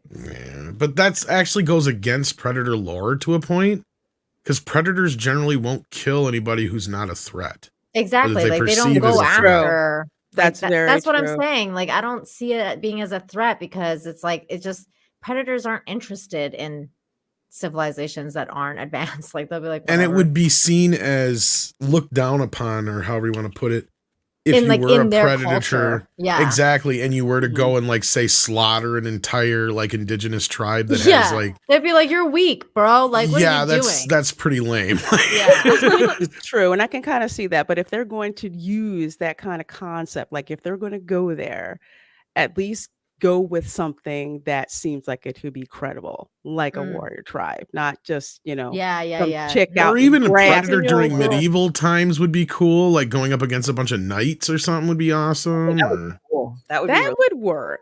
See what I'm saying? You can work with this, but the way they're doing it, it just doesn't make no goddamn sense. It is stupid. I mean, it's gonna be about fucking like a 15-year-old like I can see girl, one predator going up an entire against an entire army of. Sorry, go ahead. I'm going in the back.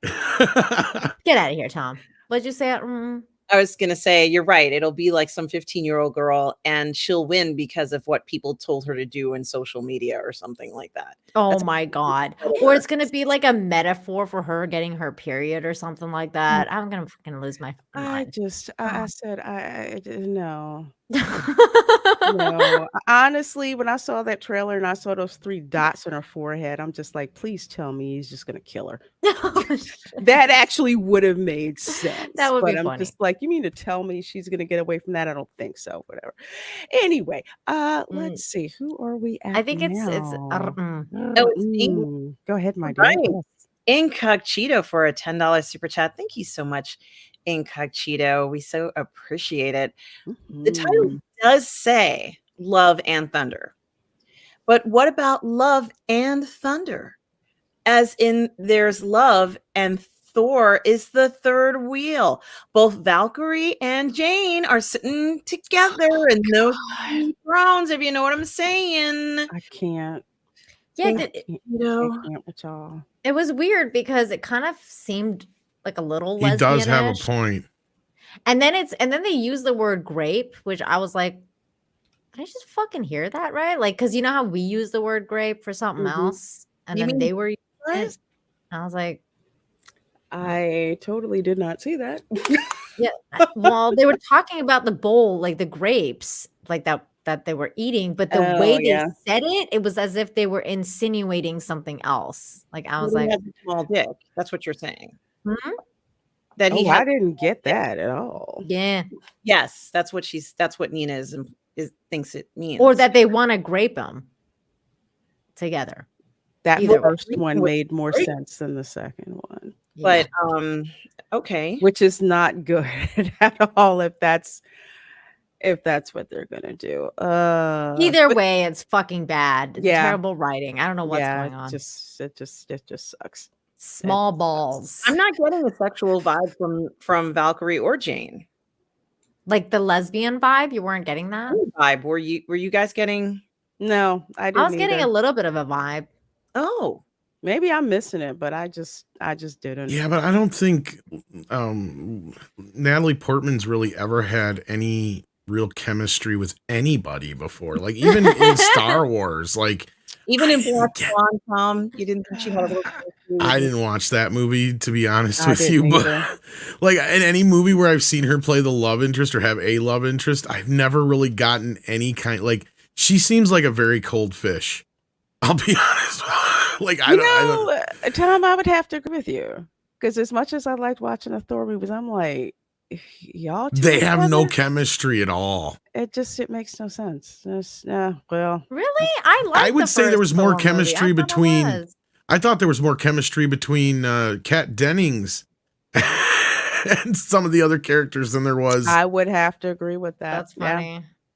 Yeah. I don't know. I thought there was chemistry See? in the beginning. Sorry.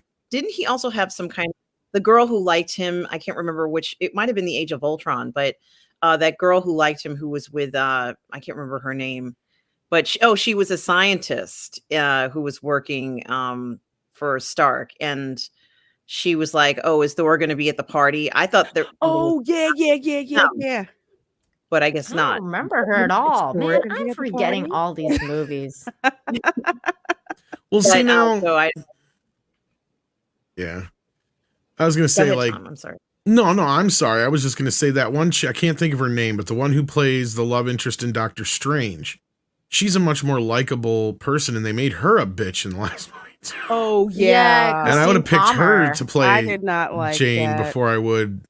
Natalie Portman only Rachel plays certain McAdams, roles. you mean? Yeah, Or like, yeah. She's a much more likable. She's great. Person than Natalie. And don't get me wrong, I like Natalie Portman as an actress, and she's got the Star Wars legacy, but she just to me she comes off like somebody who just doesn't really not only that in this trailer, she doesn't even seem to really want to be there. I like Evangeline Lilly better too. I thought she did. Yeah, she's another one too. Oh, someone said the doctor was Helen Cho. Yeah, that's lady. That's the lady in the Age of Ultron. Yeah, and it seemed like she was kind of interested in Thor, and I thought something was going to happen between the two of them, but I guess not. I would have liked that. Well, and they were going that direction because at that time Portman didn't want to come back, so that's one other reason is like I'm wondering what they promised her to come back. This.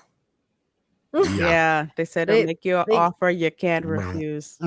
They like showed up at her house with like a suitcase of money, and they're You like, think it's that, or you think it was more that they told her she gets to be the superhero this time?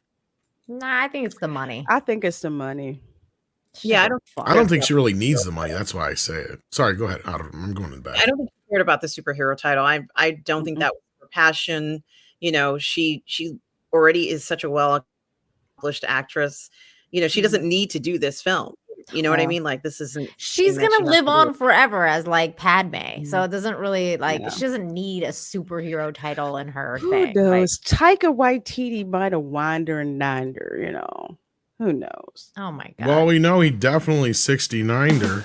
Hey, Well, we definitely know he did coke with I laid that one up for you. that fucking You sure did. Valkyrie chick. Wait, what's that Valkyrie chick's name again? I always forget her name. Valkyrie. I just No, know like the Valkyrie. Oh, the name. actress. The actress. What Oh, the it's heck is her freaking name? now I just forgot it. God darn it. Tessa Thompson. Tessa Thompson. Okay, yeah. Yeah. So Tessa Thompson, like her and Waika and his wife get Taika Taika lover. Waititi. Yeah. Them getting it on the set. So I don't know. Maybe Natalie was offered like a little something too. I don't know. Who knows? Isn't Natalie like super religious though? Like I'm pretty I sure don't she's know. really religious. Like I don't know. I haven't really followed her. At least that closely. Let's see what else we have. We have Battle Him. Whose turn is it next? I forget whose turn. I think it's yours. Okay. Battle Him 63 for $5. Good seeing you, my dear. The only thing I'm looking forward to is the old man, Jeff Bridges, and I hope the dude abides. That's The old from man. What's that film? The dude. Yeah, the Big Lebowski. The dude. Okay, yeah, the Big Lebowski. Okay, yeah. I missed that God, rug. I love that movie. That rug tied the whole room together. I love that. I want to watch that again. That's a good movie. That was a fun movie. And then I think that was the last one. Oh yeah, but we have a member chat from Susan Dolan, who's been a member for 6 months as a midnighter. So thank you. Thank you. Thank you. The Big Lebowski was so good. That movie has so much rewatchability. It's insane. It is. It's true. So do we have another story? Let's see. I think we do have another story which will put a smile on folks' face, because you know what? The hits just keep on coming. There you go. You said hits. I did. That was good. I did. That was good. Netflix gives the boot to left-wing activist employees, pulls the plug on several woke projects. Sorry. Yeah. That was my Nelson.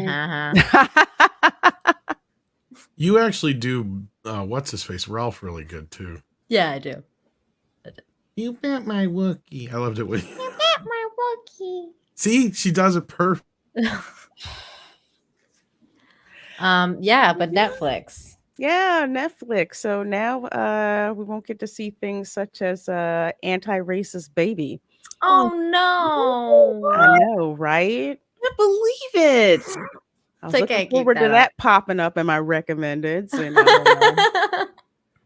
It's because you're so racist towards yourself, Lorena. They're like, why don't you watch this? Yeah, and you learn. should want to. You should want to. I choose you.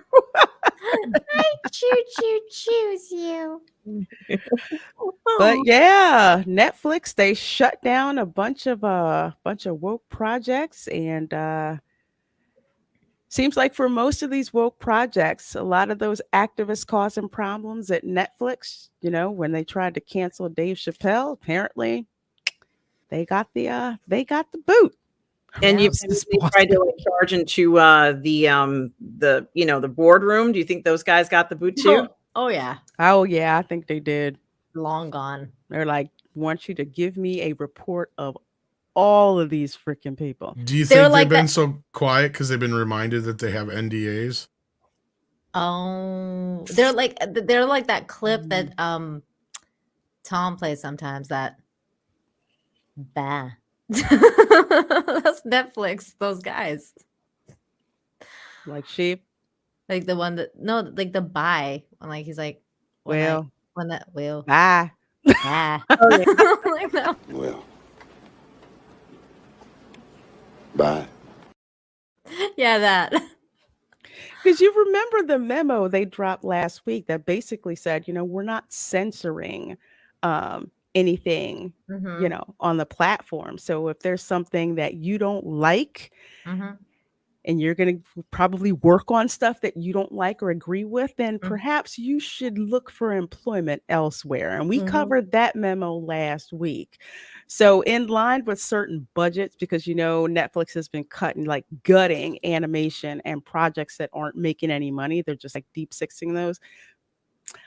The big proportion of those were those woke projects like anti-racist baby, because Ava DuVernay and can actually speak some more to this. She lost out on 2 projects from Netflix because of this. Yeah, she really did. And, Ava DuVernay is a person who has said in previous interviews that, quote, she says, "I won't walk on a set that does not have women in key positions, women in large numbers, people of color in large numbers, because I get to design what my set looks like." And I think that, ironically, as she has lost, our anti-racist baby, she got picked up on Stars.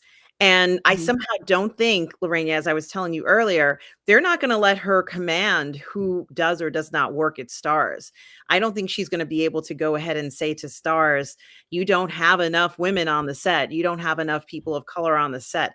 I just think that right there is a very defeatist attitude, because you're lucky enough to get a show anyway, but to step on there and make that type of a demand, I think is ridiculous, and also very prejudiced, because, you can't be doing things like that. It's not right to go ahead and say that someone does or doesn't belong on a set. But there was nothing more woke than anti-racist baby, because babies are not born racist.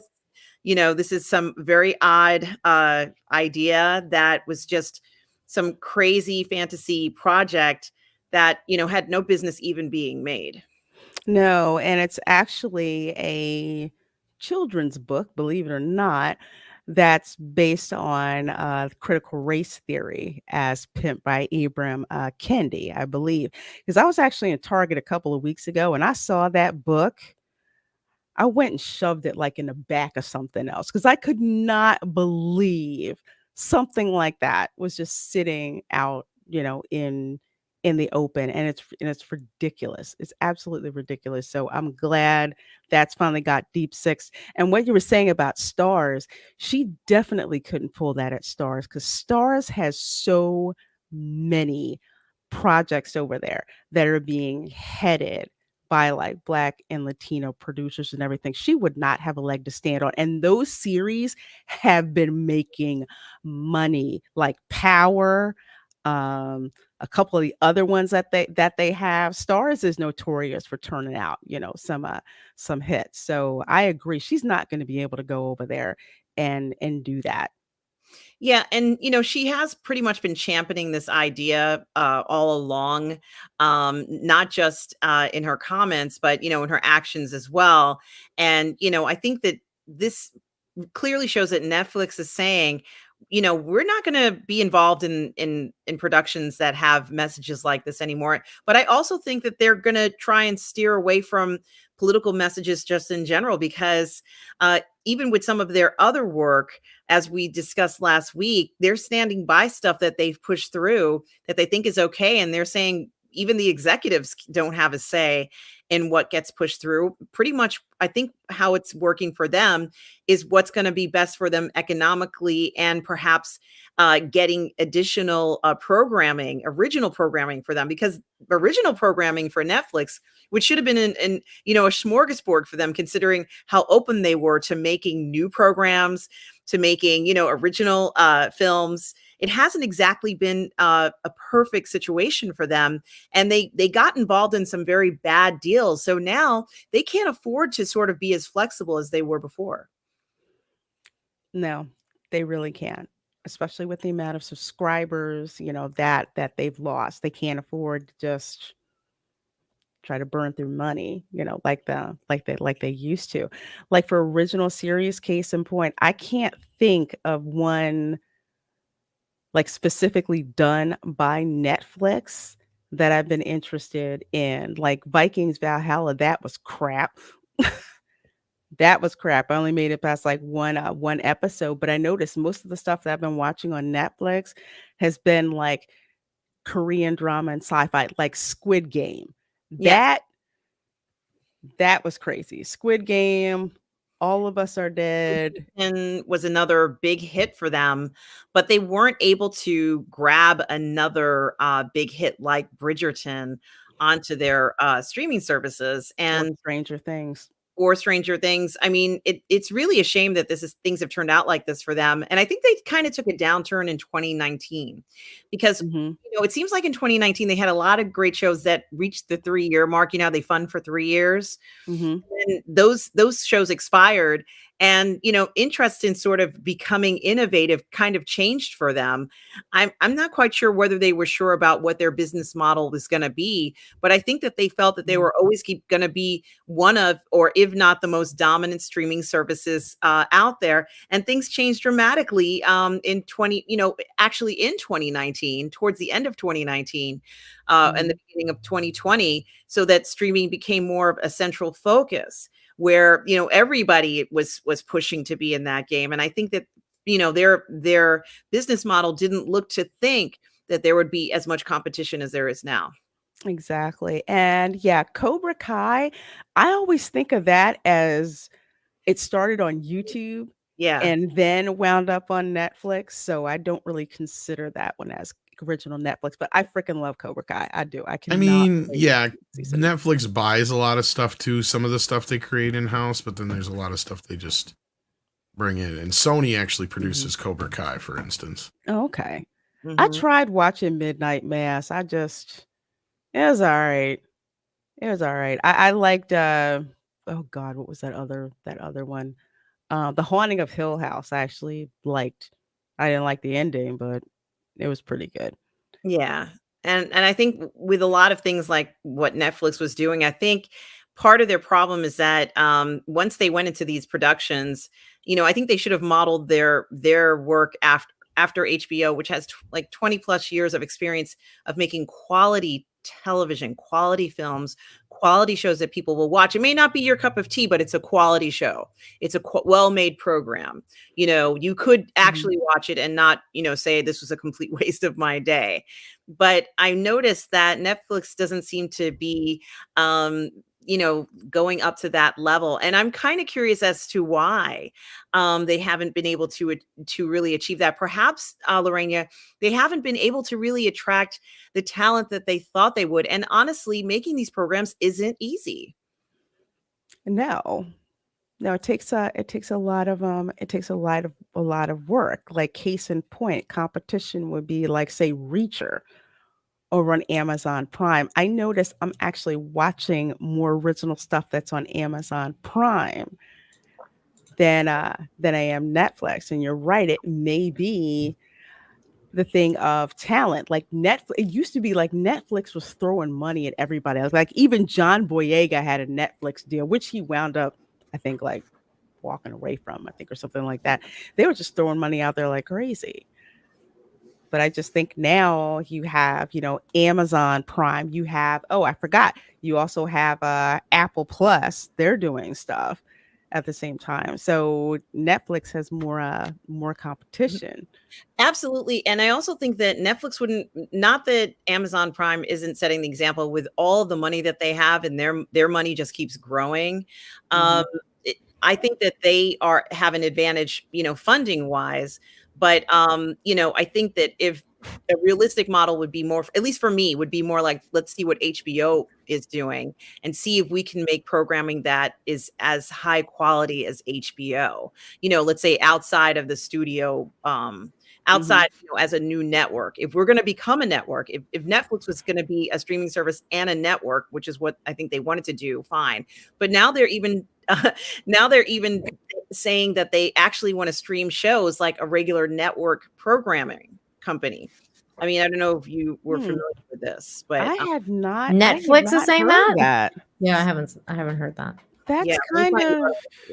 That's kind of well, I've seen some other cable channels do this, like HBO will have like their live feed, and then they'll have like their on demand, like also Discovery has that too. Like I Like can watch ESPN, they have that stuff too. on demand, or I can watch whatever they're broadcasting at a certain time. And HBO actually has a hybrid model in a way, because like for the show The Gilded Age, that would air at like 9 p.m. on Monday nights. Like that's when the new episode would Okay. drop. So I'm going to send the article. How am I going to do this? It's a Deadline article, and it says that Netflix is exploring live streaming for the first time. And when they say streaming, I think they mean like network television. I'll email it to you. Okay. Okay. But cool. I was, I think that even for them to be pretending that they could do that, because you can't just turn on the switch and come up with a model like that. I think that they're looking at it more that it's possible for them to do that, but it takes a long time to kind of create that network, and it's not as easy. And if they are doing that, they're going to need people to advertisers and sponsors for this. So let me send it to you. I do hope that if Netflix does take this model like seriously of like not putting out woke content anymore and stuff like that, that people would support that, like, and actually pay and watch. Because like, we say, go get woke, go broke. So if they're doing the opposite, I would hope that they would receive that support, that that people go back. I would kind of add that not necessarily woke, but superficial activist entertainment. Because if you have something, because to go back to the classic definition of woke, is like bringing to light or putting light on injustices out there. So if you have a property that's quote unquote woke, but the story is on point, it's entertaining, and people want to watch it, and it's making money. It's like that's perfectly fine. But if you're just throwing this garbage out there, that's just like, who the frick is good? Who, like, for example, who's going to be your audience for Anti-Racist Baby? I mean, what babies out there are going to watch this? What children? What classroom would approve this? This is, just insulting. I'm sorry. Yeah, that's exactly what it is. It's insulting. It's like, what are you going to do? Oh, come over for a play date. What are the kids going to watch? Anti-Racist Baby. What the hell? Oh my God. I can't even believe that's a thing. No, it's just really just, I don't know. I just think it's just a waste to even, suggest something like that. And it doesn't benefit anybody. Nobody has learned anything. It's a corrective style kind of suggestion, but babies, infants don't know anything about that. It's so ridiculous. They know zero, but just goes to show you the kind of stupid stuff that some of these people are greenlighting, which is probably why they're like, okay, nope, we're done. That's not going to make us any freaking money. We're done. No, it's not anything at all. This is also true, I think. That's true. They do. I do prefer their documentaries. Yeah, I've watched a few of theirs. They had some really nice historical ones on the Roman Empire, on the Ottoman Empire. I thought those were fantastic. So they do have potential there, especially when they team up with other networks, although I don't know whether they can, like Discovery or National Geographic or something like that. Yeah, Nat Geo is Disney now. Yeah, Discovery will be separate. Yeah. Is Discovery separate from the other Discovery that's like Warner Bros. Now, or oh no, they're the same. They're the same thing. Okay, Zaslav is exploring having HBO Max and Discovery merged together, which would be great because I get both services, and there's more stuff that I want to watch that I have time to sit down and watch, which is a good problem to have. So, any last thoughts on this? Do you think that after the memo went out, the courtesy memo, which I still think was really nice of them to send out to their employees so they know what's going on, with a shift in the company, do you think that there were people who were like, this is absolutely appalling, you guys are the worst? Do you think that they still have the gall and audacity to write letters to their bosses and complain? And, whoever complained was on the list, and I'm like, okay, this is one of them, Do you think that there were people who did this in Netflix? Yes, hell of course. Yeah. Yeah, hell yeah. Yeah. Yeah. And I they were really all, do. "Hi." They're the ones who are probably like, I didn't think I was gonna get fired. Yeah, totally. I would have really liked to be the fly on that wall when that memo dropped, and then people were like, like it's like literally like the list. It's like execute order 66, and like they started getting fucking fired. Girl, that's what happened because if you got fired by email. Oh damn, that's even worse. Fired, you don't even get like the walk. You do not get that. Nope. Hey, can I talk to you for a minute? Yeah, you don't Come even get a down to chance to change HR. their mind. They fire your ass by email. Then you can't get into your email anymore. Right. And email doesn't work. Card doesn't work. Hey, that's better than fucking Gina Carano got and certain other people that found out like through social media. Pull up your social media. Oh, I'm fired now. No. Okay, that's good to know. I guess. When were you gonna tell me? Yeah, punk asses. Anyway. Oh my god. Oh, let's see. So we have a couple of more super chats. Thank you guys so very much. Let's see. Merlin's It for $5. Thank you so very much, my dear. Says they only made anti-racist Baby because their target demographic needed a new $3 X symbol. Or new sex symbol. I don't know. Their target demographic needs a new set. Is that? Do we need a man to explain this to us? It looks coded. If I look at the code, it looks like sex symbol. I think it's saying sex, but Tom, is it sex or? I'm gonna vote for sex symbol. That's what I think too. That's what I thought. Okay, all right. That code so it can get through. It's like when you type boob on a calculator. Yeah, I got you. Like that. We gotcha. And let's see. Chances are it wouldn't let him type sex in a super chat. Yeah, probably. Freaking YouTube. Probably. Let's see. And Jesus Devia have a super sticker. It's a lemon character offering a gift to a baby lemon. It's a sexist baby or a racist baby lemon. Oh. I don't know. Oh, thank you, ma'am. Okay, I didn't know that. Okay. Yeah, I didn't know. Gotcha. Everybody's typing out boob now in the chat. Are y'all 10? Yes. Yes. At heart. Jesus. No, I'm kidding. I did it too. I'm kidding. Maybe. I don't know. But yeah, we're all caught up with the stories now, right? I believe. All caught up with stories. We have one more super chat. Right. Let her get that one. Yes, Hillis Mallory for a $2 super chat. Thank you so much, Hillis Mallory. We so appreciate it. Babies are born to cry and suck boob. Yeesh. Boob. That's right. Yes. They do get a lot of tit. Yeah. It's true. It's true. I have something to close out the show on that's kind of funny. Yeah. We love funny around here.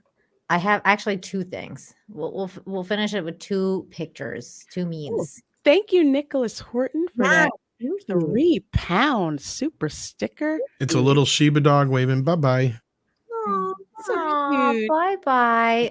Okay, this is funny, and this one set the MCU stands off, so that was funny. Okay, here we go.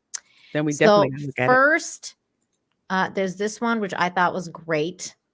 Top tier cosplayer says, I went to Comic-Con as Uncle Ben. The goal to die in front of as many as Spider-Man as possible. That is funny. Genius. Brilliant. That is so flippin' genius. Brilliant stuff right here. I love it. I love it. Oh, this is what creativity is right here. This is fantastic. Spider-Man. They're all devastated. It's so funny. Look at this one. It's like, this guy's like, no. So there's that one, and then there is this one. Speaking of the MCU, which is in full swing. Soon, She-Thor. Oh wait, She-Thor is there. So it says a view of the Avengers facility after the original Avengers had passed on their mantles. And so we got, Captain Marvel here, Black Widow, She-Hulk, She-Thor, She Hawkeye and she Captain America. And then there's I'd hang with Yelena though. I would. You would? She's cool. She's cool. Yeah, she's cool. She's cool. People are saying it's missing Ironheart. That's true. And which is true. And like the Marvels, which is also true. This kind of seemed like a casting couch to me at first. I was like, what is happening in this picture? People are saying this is a harem. The MCU people are losing their minds because they're like, this is amazing. And like, you don't like women. But hey, what are you gonna do? Funny, shoot. Get a sense of humor. Yeah, get a sense of humor. That's good. It's good stuff. So with that, let's get out of here. What do you guys say? Sounds like a great idea. See this couch. It sounds like a plan. It's been an amazing show. Yes. Apparently it's a porn meme. Oh God. Oh. Well. Tell us where they can find you. That was echoey. On purpose. It was so cool. I love that. Go ahead. Yes. Of course, you guys can find me on Positive Fandom, my YouTube channel, as well as Twitch under Positive Fandom. On Monday nights, of course, you can find me here on Toxic Femininity with Nina and Lorena and Tom. On Tuesdays and Wednesdays, sometimes you can find me on the 1/6 Scale Man Network, either on Say What or Uncivilized Scoundrels. You can also find me streaming with Lorena on our Toxic Male Appreciation Show live on Twitch on Lorena's channel on Thursdays at 5 p.m. On Fridays at 12 Eastern Standard Time, you can usually find me on Midnight's Edge in the morning with Tom and Andre. Sometimes on Fridays and Saturdays, you can find me on the Post Geek Singularity streaming with Robert Meyer Burnett. And on Sundays at 10:30 a.m., you can find me live on my Sunday brunch show with all the parlay about what's going on in the fandom. And I should also mention that this is Star Wars Celebration that starts on Thursday. So Thursday, Friday, Saturday, and Sunday, I may not actually be doing any streaming because I'm going to be at Star Wars Celebration. Woo, that's exciting. Yes. So where is that happening? In Anaheim, California, at the Anaheim Convention Center. Cool. Have a blast, my dear. Yeah. Are you going to cosplay? I'm going to do something. It depends on what I can fit in because I tried on a lot of my costumes and I'm like, oh, this doesn't fit right. Or so I'm like, what are we going to do? So I may be in semi cosplay, but I'm carrying Grogu. He's coming. Oh, yay. He's coming. We'll take pictures. We want to see next time. I will take pictures. What were you saying, Lorena? I said, you're going to have them like a little basket. I'm either going to use a basket or like a kind of like a belt or something to hold him onto me. Okay. Yeah. I can't wait. Oh my God, you could get one of those baby carriers and put it in like a born baby or something. Yes. That's so cute. Oh, that's so cute. I can't wait. Yeah. I can't wait. Nina Infinity into infinity. Oh my God. And beyond. Tell them where they can find you. You can find me on my channel, Nina Infinity, or on Twitter, Nina7Infinity, and I announce where I'll be usually for my live streams. Check me out tomorrow on The Real BBC. I believe it's on Az's channel, Heel versus Babyface, Gary, Az, and Mahler. Thank you so much. It was a great evening, as always, ladies. Yay. Oh, yeah. And Hillis Mallory says, for 2, recast the icons. Marvel. There you go. Agreed. Or just reboot it. But definitely not least, Miss Lorena Creole. Tell them where they can find you and what you got coming out. Well, you can find me on Twitter causing all kinds of mischief and usually making the right people cry. You can also find me on Instagram and you can find me on YouTube, of course, here on Monday nights at 8 p.m. Eastern. On, let's see, tomorrow at 5 p.m. Eastern, I'm going to have my new show called Let's Go to the Mall for the summer. Ooh. And my guest is going to be Force of Light Entertainment. And we are going to be talking Top Gun and Top Gun Maverick. So please. Are you guys actually going to the mall? Oh, no. Oh, okay. Oh, no. Nah. Okay. It's just a play on, like when I was in high school. Yeah. I'd work at the mall in the summer. I just like, because you go to cool places and you live stream, so I thought maybe you're taking them to like some Florida mall or something like that. I was like, dude, that's dope. I'm gonna do that in the future because there is this one really, really dope ass like mall. That's cool. You should. That's cool. Amazing. So I'm probably gonna do that. So that is tomorrow at 5 p.m. Eastern. No Dark Council this week. Some of the guys are gonna be busy out of town, all that. So we're gonna take this week off. Thursday on Twitch at 5 p.m. Eastern, the Toxic Male Appreciation Show with myself and we're doing a little news update of some of the guys who we've covered already, kind of keep you update with what they have going on. So please do check that out over on Twitch.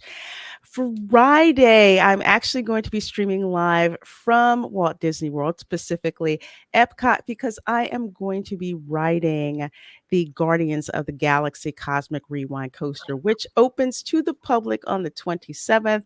I already got to ride it before as an annual pass holder about 2 weeks ago, but Friday, I'm taking you all with me. So make sure you have your notifications on because the stream start change depends on when I get my virtual line assignment. So that's going to be awesome. Please do check in for that. And as usual, thank you guys for supporting us here on the show.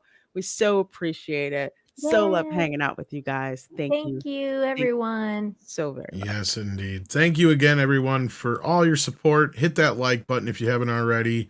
Show the ladies some love. And yeah, we will see you soon. Take care of yourselves and each other. Bye. Peace. Bye. Don't forget to get our Amber Turd t-shirt too. Oh, yeah. Yeah. Get it. Yeah, it looks just like this. There you go. Get that turd. Hey!